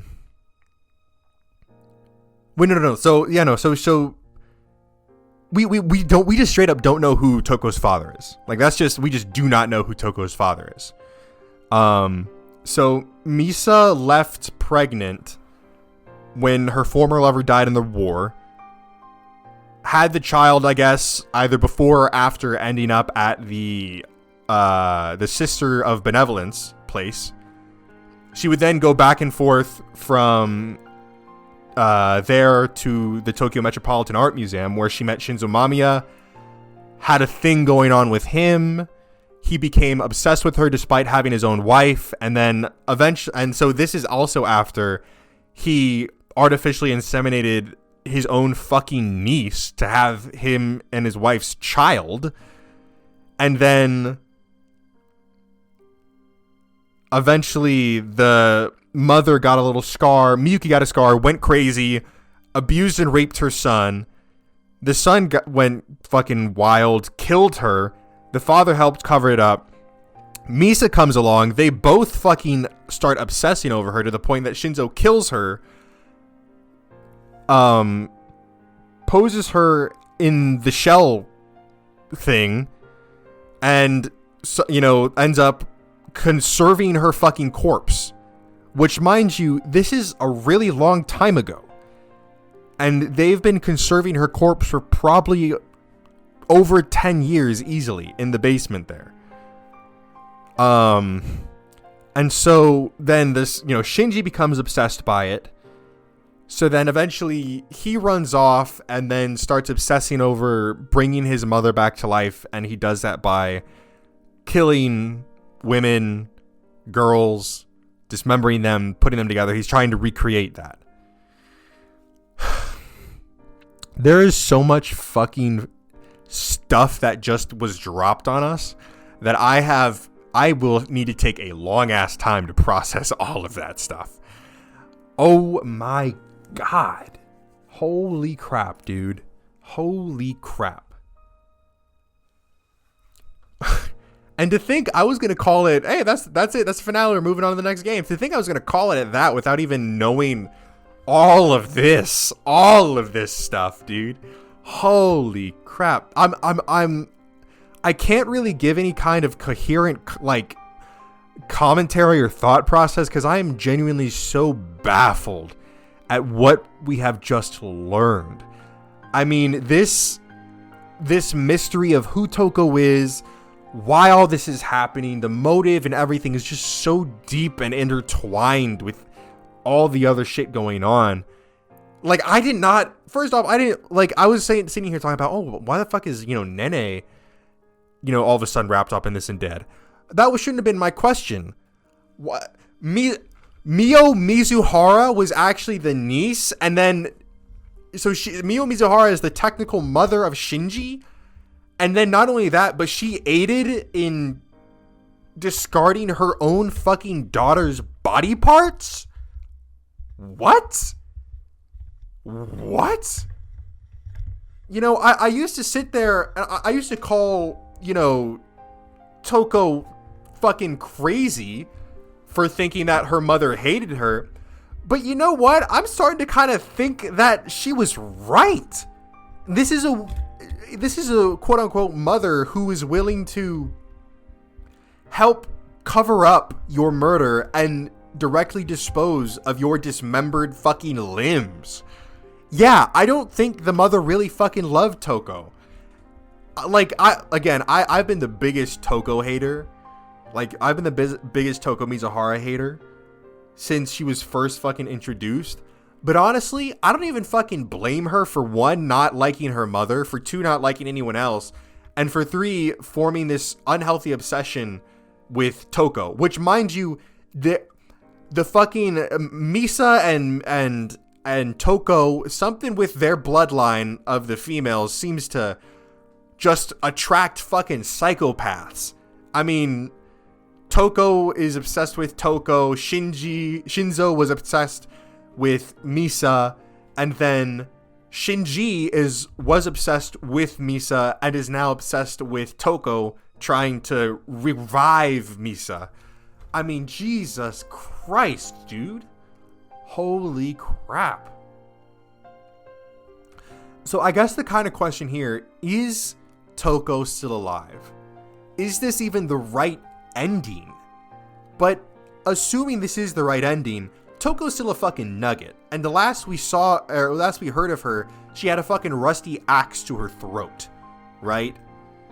So it's very possible that the throat that had the axe to it was somebody else entirely, a previous victim or something. That is completely possible. And that Toko's still tucked up somewhere, hidden away, that Shinji shoved her away somewhere. But then it's like he's carrying around this egg. What's in the egg? What's the egg doing? Because that's what he's calling mother, isn't it? So, but we've busted him. We have busted him.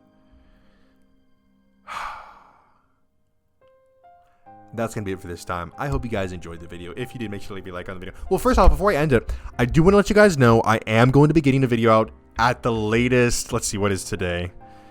As of recording it, it is Thursday, so I'm going to try and record and get it out Sunday. I should be available to do that Sunday.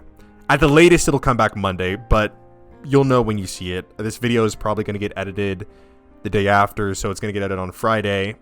Ideally posted either that Friday or the day after, so it just depends.